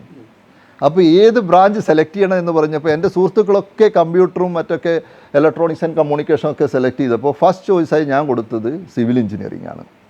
അപ്പോൾ സിവിൽ എഞ്ചിനീയറിംഗ് പഠിച്ചു കഴിഞ്ഞാൽ അച്ഛൻ്റെ ഉദ്ദേശം PWD എഞ്ചിനീയർ ആക്കാം, പിന്നെ എൻ്റെ മൃഗാശുപത്രിക്ക് ഫിറ്റ്നസ്സിന് വേണ്ടിയിട്ട് അതായിരുന്നു അച്ഛൻ്റെ ലക്ഷ്യം. ഞാൻ ഒന്നും ആലോചിച്ചിട്ടില്ല. ഞങ്ങൾ അന്ന് കൂടുതലായിട്ട് ഇൻ്റർനെറ്റ് ഇല്ല, മറ്റ് കോളേജുകളെ കുറിച്ചില്ല. ഏറ്റവും അടുത്തുള്ള കോളേജ് അന്ന് 86-ൽ TM ജേക്കബും കരുണാകരനും ഇലക്ഷന് തൊട്ട് മുമ്പ് കണ്ണൂർ ഗവൺമെന്റ് എഞ്ചിനീയറിംഗ് കോളേജ് പ്രഖ്യാപിച്ചു പോയി. ഒരു ടൗൺ മാങ്ങാട് പറമ്പിൽ എത്തിയില്ല. കണ്ണൂർ ടൗൺ ഹൈസ്കൂളിലെ ക്വാഡയെടുത്ത മുറികളിൽ വലിയ ഞങ്ങൾ നാഷണൽ ഹൈവേയിൽ ബോർഡ് വെച്ചിട്ട് ക്ലാസ് എടുത്ത് സമരം ഓർമ്മയുണ്ടല്ലോ. അങ്ങനെ ഈ എൻട്രൻസ് എഴുതുന്നു, ഞാൻ ക്വാളിഫൈ ചെയ്യുന്നു, ഞാൻ സിവിൽ എഞ്ചിനീയർ ആവുന്നു, സിവിൽ എഞ്ചിനീയറിംഗ് പോകുന്നു. സിവിൽ എഞ്ചിനീയറിംഗ് പോയപ്പോഴാണ് എൻ്റെ ഏറ്റവും ഞങ്ങൾക്ക് വലിയ പ്രതീക്ഷയായിരുന്നു. ടാഗോർ വിദ്യാനികേതനിലും പയ്യന്നൂർ കോളേജിലും പഠിച്ച് ഞാൻ ഒരു വലിയൊരു കോളേജ് സ്വപ്നം കണ്ട് പോകുന്നത് ഒരു ചെറിയ ഈ കണ്ണൂർ എഞ്ചിനീയറിംഗ് കോളേജ് എന്ന് പറയുന്ന ചെറിയ കോളേജ്, ടൗൺ ഹൈസ്കൂളിൻ്റെ നല്ല കോൺക്രീറ്റ് ബിൽഡിംഗ് ഒക്കെ ടൗൺ ഹൈസ്കൂളിലെ വിദ്യാർത്ഥികൾക്ക് അവർ അബാൻഡൻ ചെയ്ത കുറച്ച് ഓടിട്ട മുറികൾ 4-5 മുറികളിലാണ് അന്ന് കോളേജ് തുടങ്ങിയിരുന്നത്. അന്ന് ഇലക്ഷന് മുമ്പേ പെട്ടെന്ന് അതൊരു കണ്ണൂരിനൊരു കോളേജ് കൊടുത്തു എന്നുള്ള പ്രഖ്യാപനമായിട്ട് പോയി. ഒരു സംവിധാനവും ഇല്ല. ഞങ്ങൾ ഒരു S1S2 അവിടെ ജോയിൻ ചെയ്തപ്പോൾ തന്നെ സമരസമിതി രൂപീകരിച്ചു. വലിയ പ്രക്ഷോഭങ്ങൾ, ഞങ്ങളെ നിരാഹാര സമരം അടക്കം കണ്ണൂർ കലക്ടറേറ്റിന്റെ മുമ്പിലോട്ട് ഞങ്ങളെ ക്ലാസ് മുറികളൊക്കെ കോളേജ് കിട്ടുന്നത്. അങ്ങ് മാങ്ങാട്ട് ബാച്ചാണ് നിങ്ങൾ ഫസ്റ്റ് ബാച്ച്, കണ്ണൂർ എഞ്ചിനീയറിംഗ് കോളേജിലെ ഫസ്റ്റ് ബാച്ച് എന്ന് ഫസ്റ്റ് ഇയറിൽ തന്നെ ഫസ്റ്റ് അപ്രോച്ചിൽ തന്നെ സംഭവം പാസ്സായി വന്നോ? പേപ്പർ ബാക്കി എല്ലാം ക്വാളിഫൈ. അത് ആ കാലഘട്ടത്തിൽ ഞങ്ങൾക്ക് പക്ഷെ ഒരു സൗകര്യം ഉണ്ടായിരുന്നു.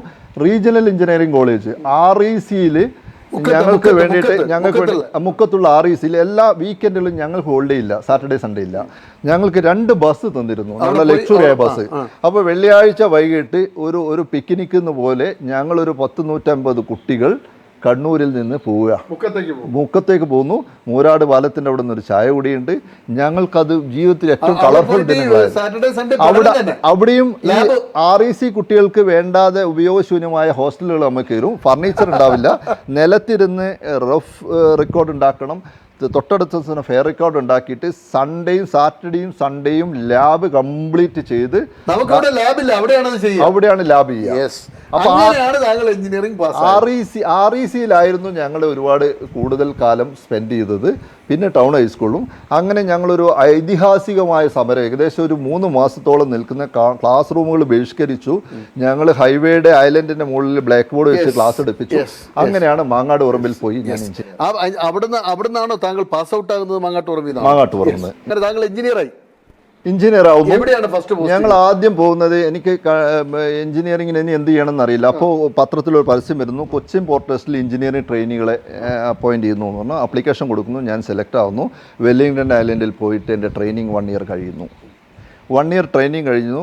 അതിനുശേഷം അവിടെ ജോലി കിട്ടുമെന്നാണ് പ്രതീക്ഷിച്ചത്. പക്ഷേ ട്രെയിനിങ് കഴിഞ്ഞ് കഴിഞ്ഞാൽ അവർക്കുള്ള ആ കോട്ടയിൽ പിന്നീട് എക്സാം കഴിഞ്ഞ് ഒരു ലെങ്തി പ്രോസസ്സാണ്. ഞാൻ അതൊന്നൊക്കെ ഉപേക്ഷിച്ചുകൊണ്ട് അവിടെ എന്നെ ഒരു ഫ്ലാറ്റ് ബിൽഡേഴ്സിൻ്റെ കൂടെ ഞാൻ വർക്ക് ചെയ്തു. സ്വകാര്യ സ്ഥാപനത്തിൽ അവിടെ ഞാൻ സിവിൽ എഞ്ചിനീയറായിട്ട് കൂടി 3-4 വർഷം. അത് കഴിഞ്ഞതിന് ശേഷമാണ് ഞാൻ കണ്ണൂരിലോട്ട് തിരിച്ചു വരണം എന്നൊരു ആഗ്രഹം ഉണ്ടായിരുന്നത്. അങ്ങനെ വീണ്ടും ഞാനൊരു 95-96 ആവുന്നതോടുകൂടി കണ്ണൂരിലോട്ട് പോയിരുന്നു. ആ സമയം തന്നെ കൊച്ചിക്കാലം ഗംഭീരമായിരുന്നു. ഫ്ലാറ്റുകളുടെ ഒരു ബൂം ഉണ്ടായിരുന്ന സമയത്തായിരുന്നു. വെല്ലിംഗ്ടൺ ഐലൻഡിൽ പൈലിംഗ് ഒക്കെ 40 മീറ്റർ 50 മീറ്റർ ആഴമുള്ള പൈലുകളൊക്കെ ചെയ്യുന്ന വർക്കുകളായിരുന്നു. നൈറ്റ് ഡ്യൂട്ടി അടക്കം ചെയ്തുകൊണ്ട് നല്ലൊരു എക്സ്പീരിയൻസ് ആയിരുന്നു കൊച്ചിൻ പോർട്ട് ട്രസ്റ്റിൽ എനിക്ക് കിട്ടിയത്. തിരിച്ച് ഞാൻ കണ്ണൂരിലോട്ട് വരുന്ന സമയത്താണ് എനിക്ക് ആർക്കിടെക്ചറിനെ കുറിച്ച് ഉള്ള ഒരു വലിയൊരു താല്പര്യം ഉണ്ടായിരുന്നു. അന്ന് എന്നെ ഗൈഡ് ചെയ്ത ഒരു പ്രധാനപ്പെട്ട ഒരാളായിരുന്നു ഇന്ന് ആർക്കിടെക്ട് ദാമോദരൻ. എൻ്റെ ഒരു ഗുരു കൂടിയായിരുന്നു, കാഞ്ഞങ്ങാട് സ്വദേശിയായ ദാമോദരൻ. അദ്ദേഹത്തിൻ്റെ സ്ഥാപനത്തിലാണ് ഞാൻ കണ്ണൂരിലോട്ട് വരുന്നത്. അപ്പോൾ അവിടെ നിന്ന് ഞങ്ങൾ തീരുമാനിച്ചു, ഞങ്ങൾക്ക് വെറും ഒരു സിവിൽ എഞ്ചിനീയർ ആയാൽ പോരാ. കാരണം കൺസ്ട്രക്ഷൻ ഇൻഡസ്ട്രി കൺട്രോൾ ചെയ്യുന്നത് സിവിൽ എഞ്ചിനീയേഴ്സ് അല്ല. സിവിൽ എഞ്ചിനീയേഴ്സ് മുഴുവൻ ഡിപ്പാർട്ട്മെൻറ്റിൽ PWയിലും വാട്ടർ അതോറിറ്റിയിലും ഒക്കെ എഞ്ചിനീയറാക്കി പോകുന്നു. പലരുടെയും ട്രാക്ക് റെക്കോർഡുകളെ കുറിച്ച് പൊതുജനത്തിൽ വലിയൊരു സംശയമാണ് ഗവൺമെൻറ് എഞ്ചിനീയർമാരെ കുറിച്ച്. നമ്മൾക്ക് ക്രിയേറ്റീവായിട്ട് ഒരുപാട് കാര്യങ്ങൾ, നാട്ടിനെ ഫേസ് ചെയ്യുന്ന ഒരുപാട് കൺസ്ട്രക്ഷൻ കാര്യങ്ങൾ ചെയ്യണമെങ്കിൽ നമ്മളൊരു ആർക്കിടെക്റ്റ് ആയിരിക്കണം. ഒരു ആർക്കിടെക്റ്റാണ് ഒരു പ്രദേശത്ത് എന്ത് വേണമെന്ന് രൂപകൽപ്പന ചെയ്യുന്നത്. അദ്ദേഹത്തിനെ സപ്പോർട്ട് ചെയ്യുന്ന ആൾക്കാരാണ് സ്ട്രക്ചർ എഞ്ചിനീയറായ സിവിൽ എഞ്ചിനീയറിങ്ങും ഇലക്ട്രിക്കൽ എഞ്ചിനീയറിങ്ങും plumbing and mechanical air conditioning, ഇതൊക്കെ അതിൻ്റെ അണ്ടറിൽ വരികയാണ്. അപ്പോൾ ഒരു ആർക്കിടെക്റ്റ് ആവുക എന്നാണ് നമുക്ക് എപ്പോഴും ഏറ്റവും ടോപ്പിൽ നിൽക്കുക എന്നുള്ള ഒരു ചിന്ത തളിയൻ രാമൻ നമ്പ്യാർ തൊട്ട് രാഘവൻ നമ്പ്യാർ വരെ നമ്മുടെ സ്വപ്നത്തിൽ കയറ്റിയിരിക്കുന്നു. നിങ്ങളാവുന്നുണ്ട് ഏറ്റവും നല്ല എഞ്ചിനീയർ ആവണം, നല്ല ആർക്കിടെക്റ്റ് ആവണം. അപ്പോൾ ആർക്കിടെക്റ്റ് ആകാൻ വേണ്ടിയിട്ടുള്ള വഴികൾ അന്വേഷിച്ചു. അപ്പോൾ സിവിൽ എഞ്ചിനീയേഴ്സിന് അപ്പോൾ ഒരു ഇന്ത്യൻ ഇൻസ്റ്റിറ്റ്യൂട്ട് ഓഫ് ആർക്കിടെക്ട്സ് ഡയറക്റ്റായിട്ട് ഒരു എക്സാം നടത്തുന്നുണ്ട്. അപ്പോൾ ഒരു ആർക്കിടെക്റ്റിന് അണ്ടറിൽ നിങ്ങൾ പ്രാക്ടീസ് ചെയ്യുക, അവിടെ നിന്ന് പ്രാക്ടിക്കലായിട്ട് കാര്യങ്ങൾ പഠിക്കുക. അത് ഞാൻ RK രമേശിനോട് പോയി ചോദിച്ചു. കോഴിക്കോട് RK രമേശ്. അന്ന് RK രമേശ് എന്ന് പറയുന്നത് ഒരു പ്രകൃതി സൗഹാർദ്ദ ബിൽഡിങ്ങുകളുടെ ഒരു വലിയൊരു, ഞങ്ങൾ എഞ്ചിനീയറിംഗ് കോളേജ് പഠിക്കുന്ന സമയത്ത് തന്നെ അദ്ദേഹത്തെ കോളേജിൽ വിളിച്ചു വരുത്തി സെമിനാറുകൾ നടത്തിയിരുന്നു. അദ്ദേഹത്തിൻ്റെ മാധവമേനോൻ്റെ അടക്കമുള്ള ഒരുപാട് സൃഷ്ടികൾ, ലാറി ബക്കറിൻ്റെ അതിനുശേഷം കേരളം മുഴുവൻ ഒരു ബ്രിക്ക് കൾച്ചർ, ഒരു ഇക്കോ ഫ്രണ്ട്ലി കൺസ്ട്രക്ഷൻ ടെക്നിക്സ് കൊണ്ടുവന്നത് RK രമേശ് ആയിരുന്നു. ആ കാലഘട്ടത്തിൽ അദ്ദേഹവുമായിട്ടുള്ള സഹവാസം കൂടുതൽ കരുത്ത് നൽകി. അദ്ദേഹം എനിക്ക് അദ്ദേഹത്തിൻ്റെ ഓഫീസിൽ വർക്ക് ചെയ്യാനും ട്രെയിനി ആയിട്ട് വർക്ക് ചെയ്യാനും ദ സെയിം ടൈം തന്നെ ഞങ്ങൾ ബാംഗ്ലൂർ പോയിട്ട് സെൻറ്റർ ചെയ്ത് ഞാനും എഞ്ചിനീയർ ദാമോദരൻ സാറും അദ്ദേഹം കൂടി ഞങ്ങൾ പോയിട്ട് ഒന്നിച്ച് എക്സാം. കണ്ണൂരിലെ ആദ്യ ആർക്കിടെക്റ്റുകളിൽ ഒരാളാണ്. അല്ലല്ല, അങ്ങനെ പറയാൻ പറ്റില്ല, അങ്ങനെ പറയാൻ പറ്റില്ല. അങ്ങനെ തിരിച്ച് കണ്ണൂരിൽ വന്നിട്ടുള്ള ആദ്യ സംരംഭം ഏതായിരുന്നു? അതിനുശേഷം ഞാൻ ഇവിടെ വന്ന് ആർക്കിടെക്ചർ പാസ്സായതിനു ശേഷം ഞാൻ എം കുമാർ ആർക്കിടെക്ട് എന്നൊരു സ്ഥാപനം തുടങ്ങി.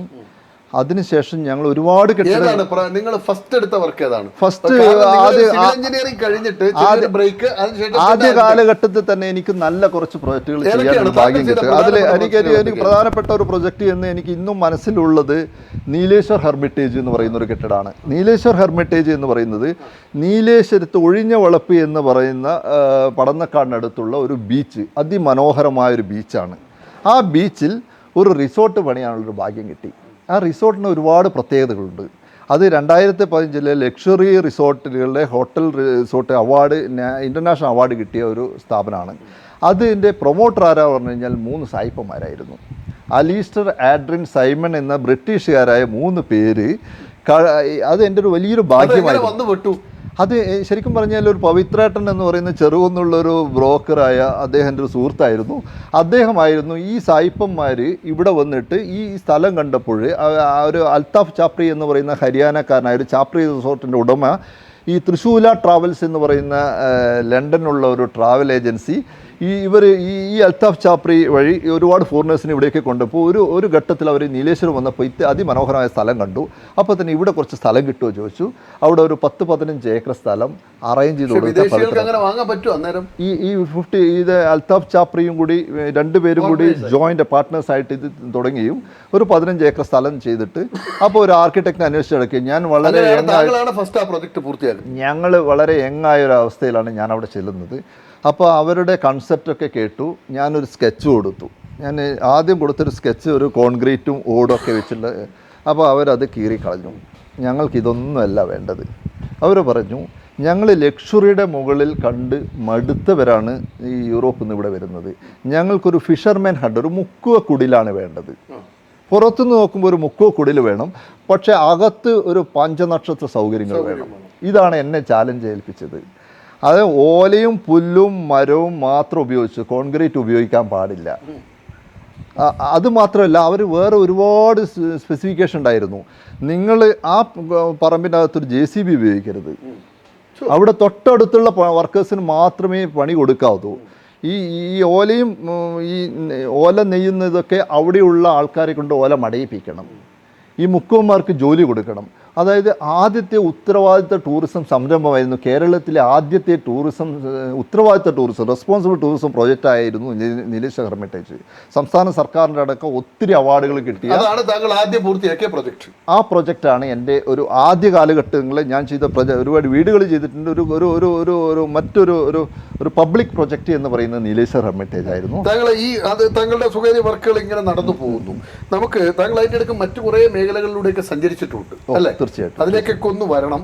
പിന്നെ നമുക്ക് പ്രധാനമായിട്ട് ഇനി അറിയേണ്ടത് നമ്മുടെ ഈ പുതിയ ഈ മലനാട്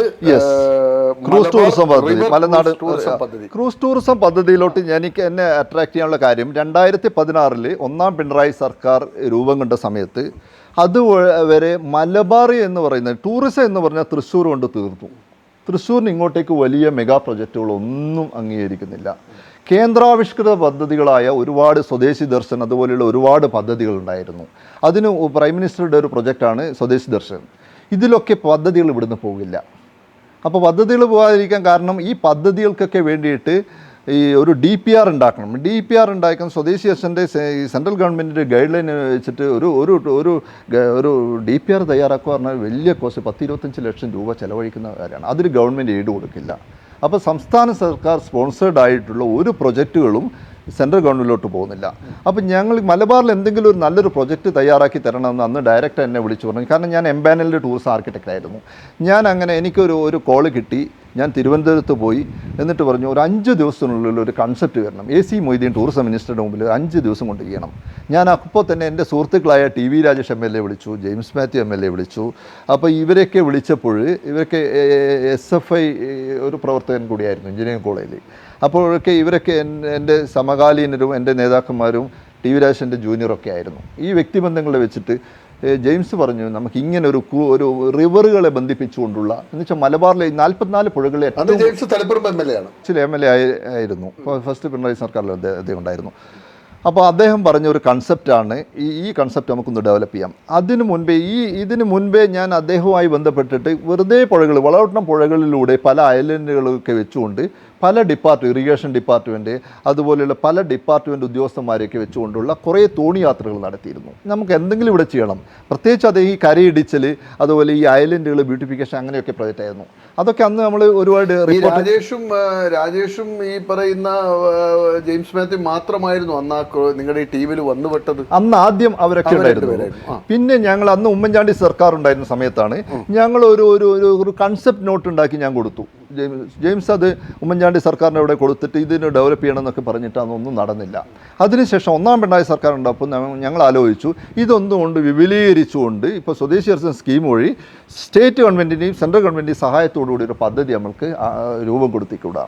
അപ്പോൾ 5 ദിവസം കൊണ്ട് ഞാൻ ഈ കൺസെപ്റ്റ് പഴയ പേപ്പറുകളൊക്കെ വെച്ചുകൊണ്ട് അന്ന് ഈ മാസ്കറ്റ് ഹോട്ടൽ വെച്ചിട്ട് AC മൊയ്തീൻ്റെ മുമ്പിൽ ഒരു പ്രസൻറ്റേഷൻ നടത്തിയപ്പോൾ അയാൾക്ക് ഭയങ്കര ഇഷ്ടപ്പെട്ടു. അദ്ദേഹം പറഞ്ഞു, അന്ന് ഡോക്ടർ വേണു, ഞാൻ പ്രസൻറ്റേഷൻ നടന്നുകൊണ്ട് നിൽക്കുമ്പോൾ ഡോക്ടർ വേണു IAS അങ്ങോട്ട് കയറി വരികയാണ്.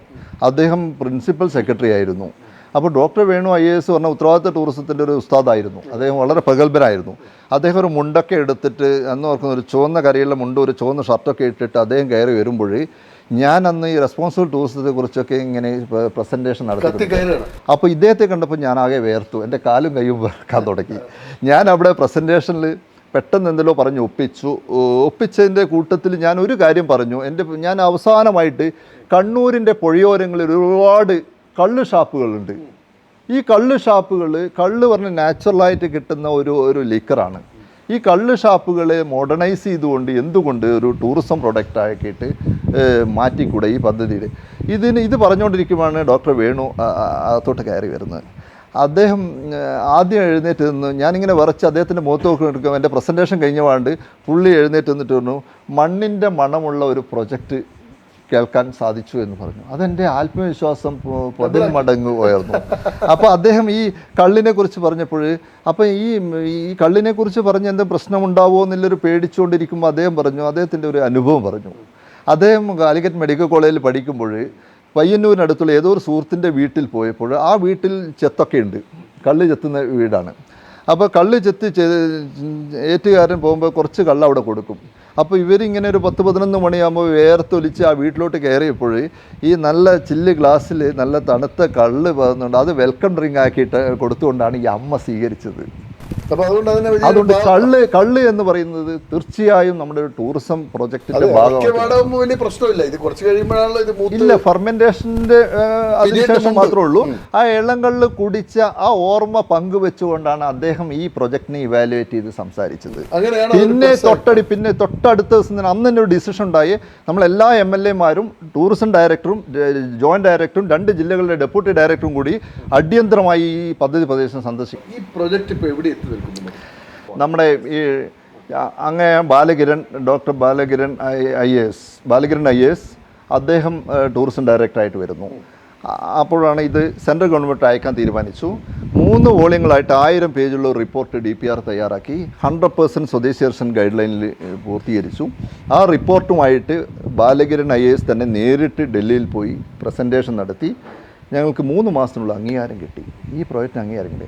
ആദ്യമായിട്ട് സ്വാതന്ത്ര്യത്തിന് ശേഷവും മുമ്പ് ഒരു പ്രൊജക്റ്റിന് പോലും കേന്ദ്രാവിഷ്കൃത പദ്ധതിയിൽ മലബാറിൽ അംഗീകാരം കിട്ടിയിട്ടില്ല. ഫസ്റ്റ് പ്രൊജക്റ്റാണ് സ്വദേശി മലനാട് മലബാർ ക്രൂസ് ടൂറിസം പദ്ധതി. വളരെ അഭിമാനത്തോടു കൂടി പറയുന്നു. ആ പദ്ധതിക്ക് അത് 325 crore പ്രൊജക്റ്റാണ് കൊടുത്തത്. അതിൽ സ്റ്റേറ്റ് ഗവൺമെൻറ് ആദ്യഘട്ടത്തിൽ 57 കോടി രൂപ വന്നു. സെൻട്രൽ ഗവൺമെൻറ് 80 കോടി രൂപ അനുവദിച്ചു വന്നു. ആ പ്രവൃത്തിയിൽ 80 കോടിയുടെ പ്രവൃത്തി ഏറെക്കുറെ പ്രവൃത്തികൾ പ്രധാനമായിട്ടും നമ്മളിപ്പോൾ 8 പുഴകളാണ് എടുത്തിരിക്കുന്നത്. അത് മാഹി പുഴ തൊട്ട് ചന്ദ്രഗിരി പുഴ വരെയുള്ള 8 പുഴകളിൽ നമ്മൾ സെൻട്രൽ ഗവൺമെൻറ് സമർപ്പിച്ചിരിക്കുന്ന വളപട്ടണത്തെ 3 പുഴകളാണ്. കുപ്പം പുഴയും വളപട്ടണം പുഴയും അതുപോലെ പഴയങ്ങാടി പുഴയും ഇത് ചേർത്തുകൊണ്ടുള്ള ഈ സർക്യൂട്ട് ഏകദേശം ഒരു 50-60 കിലോമീറ്റർ ദൂരത്തുള്ള അവിടെയുള്ളത് ഇപ്പം പ്രധാനമായിട്ടും വരുന്നത് ഈ ടെർമിനലുകളാണ്, ബോട്ട് ടെർമിനലുകളാണ്. ഓരോ ഗ്രാമത്തിൻ്റെയും ഗേറ്റ് വേ ആയിട്ട് ഓരോ ടെർമിനലുകൾ സ്ഥാപിച്ചിട്ടുണ്ട്. അതുപോലെ നടക്കുന്നുണ്ടോ ഒരുപാട് അതാണ് ഇത് ക്രൂസ് ടൂറിസം എന്ന് പറഞ്ഞു കഴിഞ്ഞാൽ. അതായത് ഇപ്പം ഈ സാധാരണ കുമരകം, ആലപ്പുഴ ഈ പ്രദേശങ്ങളായിരുന്നു ക്രൂസ് ടൂറിസം. ജലസവാരി നടത്തണമെങ്കിൽ നമ്മൾ ആലപ്പുഴ പോകണം, ഒരു ദിവസം മുമ്പേ പോകണം, അവിടെ താമസിക്കണം, ഇങ്ങനെയൊക്കെയായിരുന്നു സംവിധാനം. ഇപ്പോൾ ഇവിടെ ഒന്നും ഉണ്ടായിരുന്നില്ല. പ്രശ്നിക്കടവ് എന്ന് പറയുന്നത് ഏകദേശം അങ്ങ് പലപ്പോഴായിട്ട് പോയിട്ട് പല ടൂറിസം പ്രോജക്റ്റുകളും ചെയ്താണ്, ഈ റിപ്പോർട്ട് ചെയ്താണ്. നിങ്ങൾക്കറിയാം അവിടെ ഏകദേശം ഒരു 75 ലക്ഷം മുതൽ 1 കോടി വരെ ടൂറിസ്റ്റുകൾ വരുന്നൊരു സ്ഥലമാണ്. മനോഹരമായ പുഴ, വീതിയേറിയ പുഴ, നല്ല തെളിനീരുള്ള വെള്ളം. ഏകദേശം 5ഓളം ഐലൻഡുകളുണ്ട്. AKG island, Bhagat Singh island, ഒരുപാട് മനോഹരമായ ഐലൻഡുകൾ. ഈ പ്രശ്നിക്കടവിൽ ആണ് ഞങ്ങൾ ആദ്യത്തെ പദ്ധതി തുടങ്ങുന്നത്. സംസ്ഥാന ഗവൺമെന്റിന്റെ ആദ്യത്തെ ടെർമിനൽ ഇല്ല, എല്ലാം പൂർത്തീകരിച്ചു. Hardware complete. ഏകദേശം ഒരു 10-36 സ്ഥലങ്ങൾ ചെയ്തിട്ടുണ്ട്. ഇത്തരത്തിലുള്ള ബോട്ടിങ്ങും കാര്യങ്ങളും ഇല്ല, തുടങ്ങിയിട്ടില്ല. അവിടെയാണ് ഏകദേശം ഇപ്പോഴൊരു 10ഓളം സെന്ററുകളിൽ ഇപ്പം ഈ നീലേശ്വരം, കോട്ടപ്പുറം അടക്കമുള്ള, കോട്ടപ്പുറം തൊട്ട് പ്രശ്നിക്കടവ് തൊട്ടുള്ള പ്രദേശങ്ങളിൽ ഇപ്പോൾ ഏകദേശം ഒരു 10ഓളം സ്ഥലങ്ങളിൽ ബോട്ടിംഗ് തുടങ്ങി. അത് 23 ബാക്കി കിടക്കുകയാണ്. ആ സ്ഥലങ്ങൾ പുഴകളിലാണ് നമ്മൾക്കിപ്പോൾ ഇതിന്റെ അനുബന്ധമായ കുറേ പദ്ധതികൾ ചെയ്യാനുള്ളത്. അതായത് ഈ അനുബന്ധ പദ്ധതികൾ പ്രധാനമായിട്ടും ഇപ്പോൾ വരുന്നത് ഞങ്ങൾ ഗവൺമെൻറ്റും ഇതൊരു പബ്ലിക് പ്രൈവറ്റ് പാർട്ടിസിപ്പേഷൻ ആണ്. പ്രശ്നിക്കടവിൽ ഞങ്ങൾ എന്താ ചെയ്തത്? പ്രശ്നിക്കടവിൽ ഗവൺമെൻറ് ബോട്ട് ഇറക്കിയിട്ടില്ല. ആദ്യം ഒരു പേരിനൊരു ബോട്ട് ഇറക്കി. അവിടെ ഏകദേശം 10-12ഓളം ബോട്ടുകൾ അവിടെ ഇറങ്ങിയത് പ്രധാനമായിട്ടും ഈ ആലപ്പുഴയൊക്കെ ഒരു ഫിലിം സ്റ്റാർ അല്ലെങ്കിൽ ഒരു റിസോർട്ട് ഉടമയാണ് ഹൗസ് ബോട്ട് ഇറക്കുക. ഇവിടെ കടവത്ത് കുഞ്ഞിരാമേട്ടൻ എന്ന് പറഞ്ഞ 84 വയസ്സുള്ള ഒരു ഇൻവെസ്റ്റർ, ഒരാളാണ് ഒരു വലിയൊരു ബോട്ട് ഇറക്കി. 1.5 കോടി രൂപ ചിലവഴിച്ച് ഹൗസ് ബോട്ട് ഇറക്കി. 2 നിലയുള്ള. സ്വന്തം പൈസ കൊണ്ടല്ല. അദ്ദേഹം 36 കുടുംബങ്ങളെ, അദ്ദേഹത്തിൻ്റെ കുടുംബങ്ങളായിട്ട് പ്രശ്നിക്കടവ് അമ്പലത്തിനിട്ടുള്ള 36 കുടുംബങ്ങളെ ഏകോപിപ്പിച്ചുകൊണ്ട് അങ്ങനെ ഒരു മനോഹരമായ ഒരു ബോട്ട് ഇറക്കി. അതേപോലെ തന്നെ അവിടെ പ്രശ്നിക്കടവിൽ ഞങ്ങളൊരു 5-8 കോടി രൂപയോ ഇൻവെസ്റ്റ് ചെയ്തിട്ടുള്ളൂ. ഏകദേശം 25 കോടിയിലധികം രൂപ പ്രൈവറ്റ് ഇൻവെസ്റ്റ്മെൻറ്റ് വന്നു. പിന്നെ ഒരു നന്മ ബോട്ട് ക്ലബ്ബ് വന്നു. നന്മ ബോട്ട് ക്ലബിൻ്റെ ജലറാണി എന്നൊരു ബോട്ട് അവിടെ ജോലി കിട്ടിയതിലൂടെ 5 ലക്ഷത്തോളം ആൾക്കാർ, ടൂറിസ്റ്റുകൾ വന്നു, അവിടെ കയറി ഇത് സഞ്ചരിച്ചു. ഈ കഴിഞ്ഞ ഈ കോവിഡിന് ശേഷമുള്ള ഈ കാലയളവിൽ നോക്കുമ്പോൾ ഒരു 5 ലക്ഷത്തോളം ആൾക്കാർ. അതായത് ഫ്ലോട്ടിംഗ് റെസ്റ്റോറൻറ്റ് അവിടെ തുടങ്ങി. 2 ഫ്ലോട്ടിംഗ് റെസ്റ്റോറൻറ്റ് ഇപ്പോൾ തുടങ്ങി കഴിഞ്ഞിരിക്കുകയാണ്. ഒന്ന് പ്രശ്നിക്കടവും ഒന്ന് മയിൽ പഞ്ചായത്തിലെ മുല്ലക്കടിയിലും. അടുത്ത് തന്നെ പാപ്പിൻശ്ശേരിയിൽ ടെൻഡറായ പ്രോസസ്സ് നടന്നുകൊണ്ടിരിക്കുകയാണ്. പഴയങ്ങാടിയിൽ ഒരു ഫ്ലോട്ടിംഗ് റെസ്റ്റോറൻറ്റ്. ഈ പ്രശ്നിക്കടവിലെ ഫ്ലോട്ടിംഗ് റെസ്റ്റോറൻറ്റ് പ്രത്യേകത എന്താ വെച്ച് കഴിഞ്ഞാൽ അത് ആദ്യം 3 മണിക്കായിരുന്നു സ്റ്റാർട്ട് ചെയ്തത്. ഇപ്പം രാവിലെ മുതൽ സ്റ്റാർട്ട് ചെയ്യുന്നുണ്ട്. അത് 12 മണി വരെ നൈറ്റ് ലൈഫ് എന്താണ് എന്ന്. പ്രശ്നിക്കടവ് സാധാരണ 7 മണി 8 മണി മുത്തപ്പൻ കഴിഞ്ഞ് കഴിഞ്ഞാൽ അവിടെ ശൂന്യമായിരിക്കുകയാണ്. അപ്പോൾ 12 മണി വരെ ബർത്ത്ഡേ പാർട്ടികളും ഇതുപോലെയുള്ള പല ആഘോഷങ്ങളും ജലപ്പരപ്പിൽ രാത്രിയെ പകലാക്കി മാറ്റിക്കൊണ്ട് പ്രശ്നിക്കടവ് സജീവമായിരിക്കുകയാണ്. ഇതേപോലെ മയിൽ മുല്ലക്കടി സജീവമായിക്കൊണ്ടിരിക്കുകയാണ്. പഴയങ്ങാടി ടൗണിനോട് ചേർന്ന് വെച്ചിരിക്കുന്ന മുട്ടുകണ്ടിയിൽ വെച്ചിരിക്കുന്നു. അവിടെയും ഇതാണ് സംഭവിക്കാൻ പോകുന്നത്. അതായത് കണ്ണൂർ ഇപ്പം പയ്യാമ്പലം എന്നുള്ള ഒരു ഡെസ്റ്റിനേഷൻ മാത്രമാണ് നൈറ്റ് ലൈഫ് ഇപ്പോൾ കുറച്ചെങ്കിലും ഒരു 12 മണി വരെയെങ്കിലും ടൂറിസ്റ്റുകൾ വരുന്നത്. അപ്പം നമ്മുടെ ഉദ്ദേശം എന്ന് വെച്ച് കഴിഞ്ഞാൽ ഈ പുഴയോരങ്ങൾ യാഥാർത്ഥ്യമാകുമ്പോൾ അതിനകത്തൊരു ഒരു ചോദ്യം ചോദിക്കാൻ പറ്റുമോ? കടല്, കായല്, പിന്നെ മലനാട്. എന്താണ് മലയോരം? ഇതെങ്ങനെ കണക്ട് ചെയ്തിട്ടില്ല? എവിടെ കണക്ട് ചെയ്യില്ല മലയോരം അല്ല. ഇതിലെ പദ്ധതിയുടെ പ്രത്യേകത എന്ന് വെച്ച് കഴിഞ്ഞാൽ ഇപ്പം നമ്മളിപ്പം ഈ മൂന്നാറാണല്ലോ ഹിൽ സ്റ്റേഷൻ, കാരണം കേരളത്തിലെ ഏറ്റവും പ്രധാനപ്പെട്ട ഹിൽ സ്റ്റേഷൻ. ഇപ്പോൾ ഒരു കൊച്ചിയിൽ വരുന്ന ഒരു സഞ്ചാരിയെ സംബന്ധിച്ചിടത്തോളം അവർക്ക് ഏകദേശം ഒരു 3-3.5 മണിക്കൂർ സഞ്ചരിച്ചാലാണ് ഒരു ഹിൽ സ്റ്റേഷൻ എത്താൻ പറ്റുക. അവർക്ക് ബീച്ച് എത്തണമെങ്കിലും 1 മണിക്കൂറോളം സഞ്ചരിക്കണം. നമുക്ക് കണ്ണൂർ ജില്ലയുടെ പ്രത്യേകത ഏകദേശം 1 മണിക്കൂറുകൊണ്ട് നിങ്ങൾക്കൊരു ഹിൽ സ്റ്റേഷനിലെത്താം, നിങ്ങൾക്കൊരു പുഴയുടെ സൗന്ദര്യം ആസ്വദിക്കാം, മുഴപ്പിലങ്ങാട്, പയ്യാമ്പലം അടക്കമുള്ള മനോഹരമായ ഡ്രൈവിംഗ് ബീച്ച് കാണാം. അങ്ങനെ ഇത് ഈ എല്ലാം ഘടിപ്പിച്ചുകൊണ്ട് ഈ പുഴയാണ് ഈ പദ്ധതി പ്രദേശമെങ്കിലും ഇവിടെ വരുന്ന ടൂറിസ്റ്റുകൾക്ക് ഇപ്പം തളിപ്പറമ്പ് പുഴ എന്ന് പറയുന്നത് ഈ പുഴയാണ് കുപ്പം പുഴ. ഇതിൻ്റെ തൊട്ട് താഴെ വീഴുന്നത്. ഇതിൻ്റെ തൊട്ട് മുകളിലാണ് രാജരാജേശ്വരി ക്ഷേത്രം. രാജരാജേശ്വരി ക്ഷേത്രത്തിൽ ആയിരക്കണക്കിന് ആൾക്കാർക്ക് തമിഴ്നാട് നിന്ന് കർണാടക, നമ്മൾ യെദ്യൂരപ്പ അടക്കം ജയലളിത അടക്കം സന്ദർശിച്ച ഏറ്റവും കൂടുതൽ കന്നഡക്കാരെ ആകർഷിക്കുന്ന ഒരു കേന്ദ്രമാണ് രാജരാജേശ്വരി ക്ഷേത്രം. തൊട്ട് ഈ പുഴയുടെ അങ്ങേ എൻഡിലാണ് മാടായിക്കാവ്, പഴയങ്ങാടി. ഈ മാടായിക്കാവിലും കന്നഡ ചില ദിവസങ്ങൾ പോയി കഴിഞ്ഞാൽ മലയാളം സംസാരിക്കുന്നവരെ കാണാൻ പറ്റില്ല. ഈ 2 പ്രദേശത്ത് വരുന്നവർക്ക് ഇവിടെ ഇത്രയും മനോഹരമായൊരു പുഴയുണ്ടെന്ന് അറിയില്ല.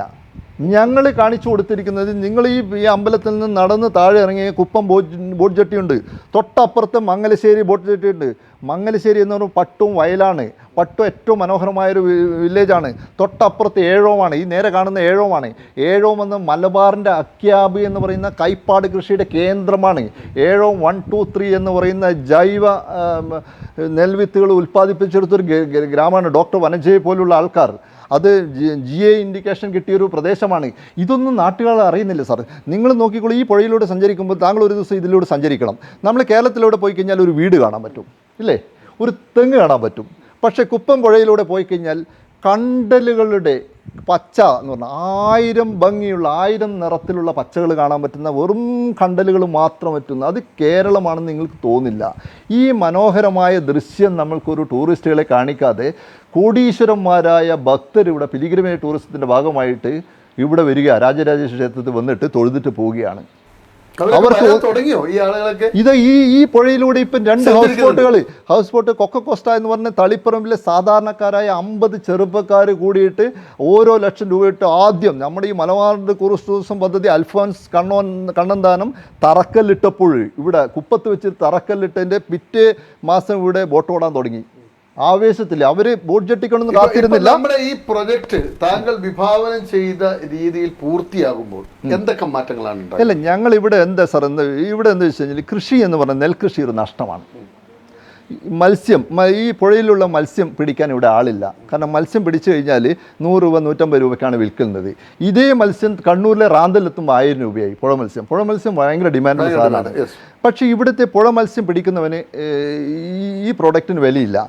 ഈ കൈപ്പാട് അരി എന്ന് പറയുന്നത് ഈ കൃഷിക്കാരന് കിട്ടുന്ന ചെറിയ പൈസയാണ്. ഈ കൈപ്പാട് അരിയുടെ ഒരു ഭക്ഷണം ഇവിടെ കൊടുക്കുകയാണ് നമ്മൾ. ഇതേ പുഴയിലെ ഫിഷ് ഉപയോഗിച്ച് ഈ ഫിഷാണ് ഈ കറിക്കായിട്ട് ഉപയോഗിക്കുന്നത്. ഇവിടുത്തെ നാടൻ കള്ളുകൾ ഏറിയാലുടൻ കള്ളുകൾ അവിടെ കള്ള് ഷാപ്പുകളിലൂടെ നമ്മൾ ഈ ടൂറിസ്റ്റുകൾക്ക് കൊടുക്കുകയാണ്. ഈ നാടിനെ അറിഞ്ഞുകൊണ്ടുള്ളൊരു ജീവിതമാണ് സാർ. ഇവിടുത്തെ പലഹാരങ്ങളും ഇവിടെ അമ്മമാരും ഉമ്മമാരും ഉണ്ടാക്കുന്ന പലഹാരങ്ങളൊക്കെ കഴിച്ച്, അതായത് ഇവരുടെ ലൈവ്ലിഹുഡ് ആക്ടിവിറ്റീസിൽ ടൂറിസത്തിലൂടെ ഒരു അഡീഷണൽ ഇൻകം വരിക. ഇനിയിപ്പോൾ ഞങ്ങൾ ആലോചിക്കുന്നത് ഇതൊന്നും ആയിട്ടില്ല. മലനാട് ക്രൂസ് ടൂറിസം പദ്ധതിയുടെ 25% വർക്കേ കഴിഞ്ഞിട്ടുള്ളൂ. ഞങ്ങൾ ഈ 100 കോടിയോ 125 കോടിയല്ല, ഞങ്ങൾ ഇത് പൂർത്തീകരിക്കും. ജനങ്ങൾ ഏറ്റെടുത്തിരിക്കുകയാണ്. ജനങ്ങൾ ഏറ്റെടുത്തു. ഇനി വരുന്നത് ഇവിടെയുള്ള എല്ലാ ഗൾഫുകാരൻ്റെ വീടുകളും ഹോം സ്റ്റേ ആയി മാറ്റണം. അതാണ് ഇനി അടുത്ത നമ്മൾ പദ്ധതി. ഇപ്പം ഞങ്ങൾ കുറേ ആളെ കൊണ്ട് ഹൗസ് ബോട്ട്, ഇപ്പം ഏഴോത്ത് സംഭവിച്ചെന്താ, ഏഴോ സർവീസ് കോപ്പറേറ്റീവ് ബാങ്ക് പറഞ്ഞൊരു ബാങ്ക് ഉണ്ട് സാർ അവിടെ ആ ബാങ്ക് ഒ വി നാരായണൻ എന്ന് പറയുന്ന അവിടുത്തെ ഒരു രാഷ്ട്രീയ നേതാവ്, ജില്ലാ പഞ്ചായത്ത് പ്രസിഡൻ്റായ അദ്ദേഹത്തെ ഞങ്ങൾ പോയി കണ്ടു. എൻ്റെ കൂടെ പോയത് അബ്ദുൽ ഖാദർ പനക്കാട് എന്ന വേക്കിൻ്റെ ഫൗണ്ടർ പ്രസിഡന്റ് കൂട്ടി ഞാൻ പോയി. ഇദ്ദേഹം തികഞ്ഞ ഒരു കമ്മ്യൂണിസ്റ്റ് ഗ്രാമത്തിലുള്ള വിരുദ്ധ രാഷ്ട്രീയമായിരിക്കും, ഗൾഫിൽ നിന്ന് വരുന്നവരെ സംബന്ധിച്ച് എല്ലാവരും ഇവരുടെ രാഷ്ട്രീയമായിരിക്കില്ല. ഇവർ രണ്ടുപേരും ടേബിളിന് ചുറ്റും ഇരുത്തി ഞാൻ സംസാരിച്ചു. അന്ന് രൂപം കണ്ടിരുന്ന ഏഴിലം ഇന്ത്യ പ്രൈവറ്റ് ലിമിറ്റഡ് എന്ന് പറയുന്ന ഒരു കമ്പനി ഇവിടെ രൂപീകരിച്ചു. ഏഴിലം ടൂറിസം ഒരു സൊസൈറ്റി രൂപീകരിച്ചു. അവർ 2 ഹൗസ് ബോട്ട് ഇറക്കി സാർ. ഇവിടെ ഒരു 5-8 ഏക്കർ സ്ഥലം വാങ്ങിച്ചു. വെയ്ക്ക് എന്ന് പറയുന്ന ദുബായ് ആസ്ഥാനമുള്ള, താങ്കൾക്ക് വെയ്ക്കിനെ കുറിച്ച് അറിയാമോ, 4000-ഓളം മെമ്പറുള്ള ഒരു വെയ്ക്ക് എന്ന് പറയുന്ന ഒരു കമ്പനി ഇവിടെ ഏഴോമുള്ള ഗ്രാമത്തിലെ ബാങ്ക്. ഇവിടെ പറയുന്നു പാർട്ടി ഗ്രാമങ്ങൾ ടൂറിസം ഇൻവെസ്റ്റ്മെന്റ് ഫ്രണ്ട്ലി അല്ല എന്ന് പറയുന്ന സങ്കല്പങ്ങളെ പൊളിച്ചെഴുതിക്കൊണ്ടാണ് ഏഴിലവിടെ യാഥാർത്ഥ്യമാക്കിയത്. ആ കമ്പനി ഇപ്പം 4ാമത്തെ വർഷം സക്സസ്ഫുൾ ആയി. നമ്മുടെ സമയം തീരുകയാണ്. താങ്കളെ കുറിച്ച് അറിയേണ്ടത്, ഈ തിരക്കുകൾക്കിടയിൽ താങ്കൾ ഈ കളരി, യോഗ, ഇങ്ങനെ പല പരിപാടികളിലും എന്തൊക്കെയാണ് താങ്കളുടെ പ്രധാന ഈ എനർജി? ഇപ്പൊ ഞാൻ താങ്കളോട് സംസാരിച്ചിരിക്കുമ്പോ നമുക്ക് എവിടെയും ഒരിക്കലും താങ്കൾ ഒന്ന് പതറുന്നില്ല, അത്ര എനർജിയാണ്. അതെങ്ങനെയൊക്കെയാണ് ഉണ്ടാകുന്നത്? അല്ല, അതിൽ ഒന്ന് വെച്ച് കഴിഞ്ഞാൽ, ഞാനിപ്പോ ഈ ഒരു കൃഷിക്കാരന്റെ മകനാണ്. കളരി എന്ന് വെച്ചാൽ ഞാനൊരു 10-25 വർഷമായിട്ട് ഒരു 10 കളരികൾ നടത്തുന്ന ഒരു കളരി ആചാര്യനുണ്ട്, ദിനേശൻ ഗുരുക്കൾ. ഈ കണ്ണൂർ കൊറ്റാളി സ്വദേശിയാണ്. അദ്ദേഹത്തിൻ്റെ കളരിയിൽ ഞാൻ പോകാറുണ്ട്. കഴിഞ്ഞ 25 വർഷമായിട്ട് അവിടെ ഈ മഴക്കാലങ്ങളിൽ ഒഴിച്ചലിന് പോയിട്ട് അദ്ദേഹമായിട്ട് നല്ല സൗഹൃദ ബന്ധമുണ്ടായി. കളരി ഇപ്പം 501 പേരെ പങ്കെടുപ്പിച്ചുകൊണ്ടുള്ള ഒരു തട്ടകം മെഗാ കളരി. അത് കൂടാതെ അല്ല, എനിക്ക് കൃഷി വളരെ താല്പര്യമുള്ള കാര്യമാണ്. ഞാൻ എല്ലാ ദിവസവും 1 മണിക്കൂറെങ്കിലും എൻ്റെ വീട്ടിൻ്റെ പിറകിൽ ഒരു 10-30 അപ്പൊ താങ്കൾ ഒരു കൃഷിക്കാരനുണ്ട്, ഒരു ആർക്കിടെക്ട് ഉണ്ട്, വേറെ ഏത് മേഖലയിലേക്ക്? പിന്നെ വാക്കേഴ്സ് ക്ലബ്ബ് പറഞ്ഞ ഒരു നടത്തക്കാരുടെ നടത്ത club ഉണ്ട്. സംഘടനയുണ്ട്. അതിന്റെ ഒരു പ്രസിഡന്റാണ് ഞാൻ. ഇവിടെ ഒരു 100ഓളം മെമ്പേഴ്സ് പള്ളിക്കുന്ന് കൂടാതെ പിന്നെ ഇപ്പം ഞാനൊരു മെയിനായിട്ട് കോൺസെൻട്രേറ്റ് ചെയ്യുന്നത് ഈ ക്രൂസ് ആൾക്കാരെ സംഘടിപ്പിച്ചുകൊണ്ട് ഇൻലാൻഡ് ക്രൂസ് അസോസിയേഷൻ ഒരു സംഘടന ഞങ്ങൾ രൂപീകരിച്ചിട്ടുണ്ട്. അവരെ സംഘടിപ്പിച്ചുകൊണ്ട് ഈ മേഖല ശക്തമാക്കാൻ വേണ്ടിയിട്ട് അതിൻ്റെ ഒരു പ്രസിഡന്റായിട്ട് ഞാനിപ്പോൾ കഴിഞ്ഞ ഒരു വർഷമായിട്ട് അതിൻ്റെ പ്രവർത്തനം നടത്തിക്കൊണ്ടിരിക്കുകയാണ്. അല്ല ഇപ്പം അങ്ങനെയില്ല. വാക്കേഴ്സ് ക്ലബിന്റെ ഭാരവാഹിത്വം അല്ല ഇതൊക്കെയാണ് എനിക്ക് താല്പര്യമുള്ള വായന. താങ്കളുടെ അച്ഛൻ, അമ്മ, സഹോദരങ്ങൾ പറഞ്ഞു ജീവിത പങ്കാളി എവിടുന്നാ കണ്ടെത്തി? ജീവിത പങ്കാളി അവള് കണ്ണൂർ തന്നെയായിരുന്നു. കക്കാട് സ്വദേശിയാണ് ഷീജ. ഷീജ ഇന്റീരിയർ ഡിസൈനറാണ്, ഇവിടെ വന്നിട്ടുണ്ട്. ഷീജ ഇന്റീരിയർ ഡിസൈനറാണ്. ഷീജ എൻ്റെ വർക്കുകളുടെയൊക്കെ designing work, interior designing work അവളാണ് ചെയ്യുന്നത്. അവളുടെ ലീഡർഷിപ്പിലാണ്. കുട്ടികൾ 2 പെൺമക്കളാണ്. Meenakshi architecture 4th year student ആണ്. അങ്ങനെയല്ല, അവള് നല്ലോണം ചിത്രം വരക്കും, നല്ലൊരു ഡാൻസറാണ്. വരയ്ക്കാനുള്ള അവളുടെ കഴിവായിരിക്കാം അവളെ ഒരു ഡാൻസറായിട്ട്. രണ്ടാമത്തെ ആള് +2 കഴിഞ്ഞു. ദേവകി അവള് വേറൊരു വായനയുടെ ലോകത്താണ്. അതാണ് നമ്മുടെ സമയം തീരുകയാണ്. കുറേ ചോദ്യങ്ങൾ ബാക്കിയാണ്. കാരണം എന്താണെന്ന് പറഞ്ഞാൽ ഈ കടന്നു പോയതിലൊക്കെ ഉപചോദ്യങ്ങൾ കുറേ ഉണ്ട്. താങ്കൾ പറഞ്ഞ ടൂറിസം പ്രൊജക്റ്റുകളിലൊക്കെ ഉപചോദ്യങ്ങളുടെ ഒരു നിര തന്നെ മനസ്സിലിങ്ങനെ തുളുമ്പി നിൽക്കുന്നുണ്ട് ചോദിക്കാൻ. പക്ഷേ നമുക്ക് എപ്പോഴും എന്തിനും ഒരു പരിധിയുണ്ട്, സമയപരിമിതിയുണ്ട്.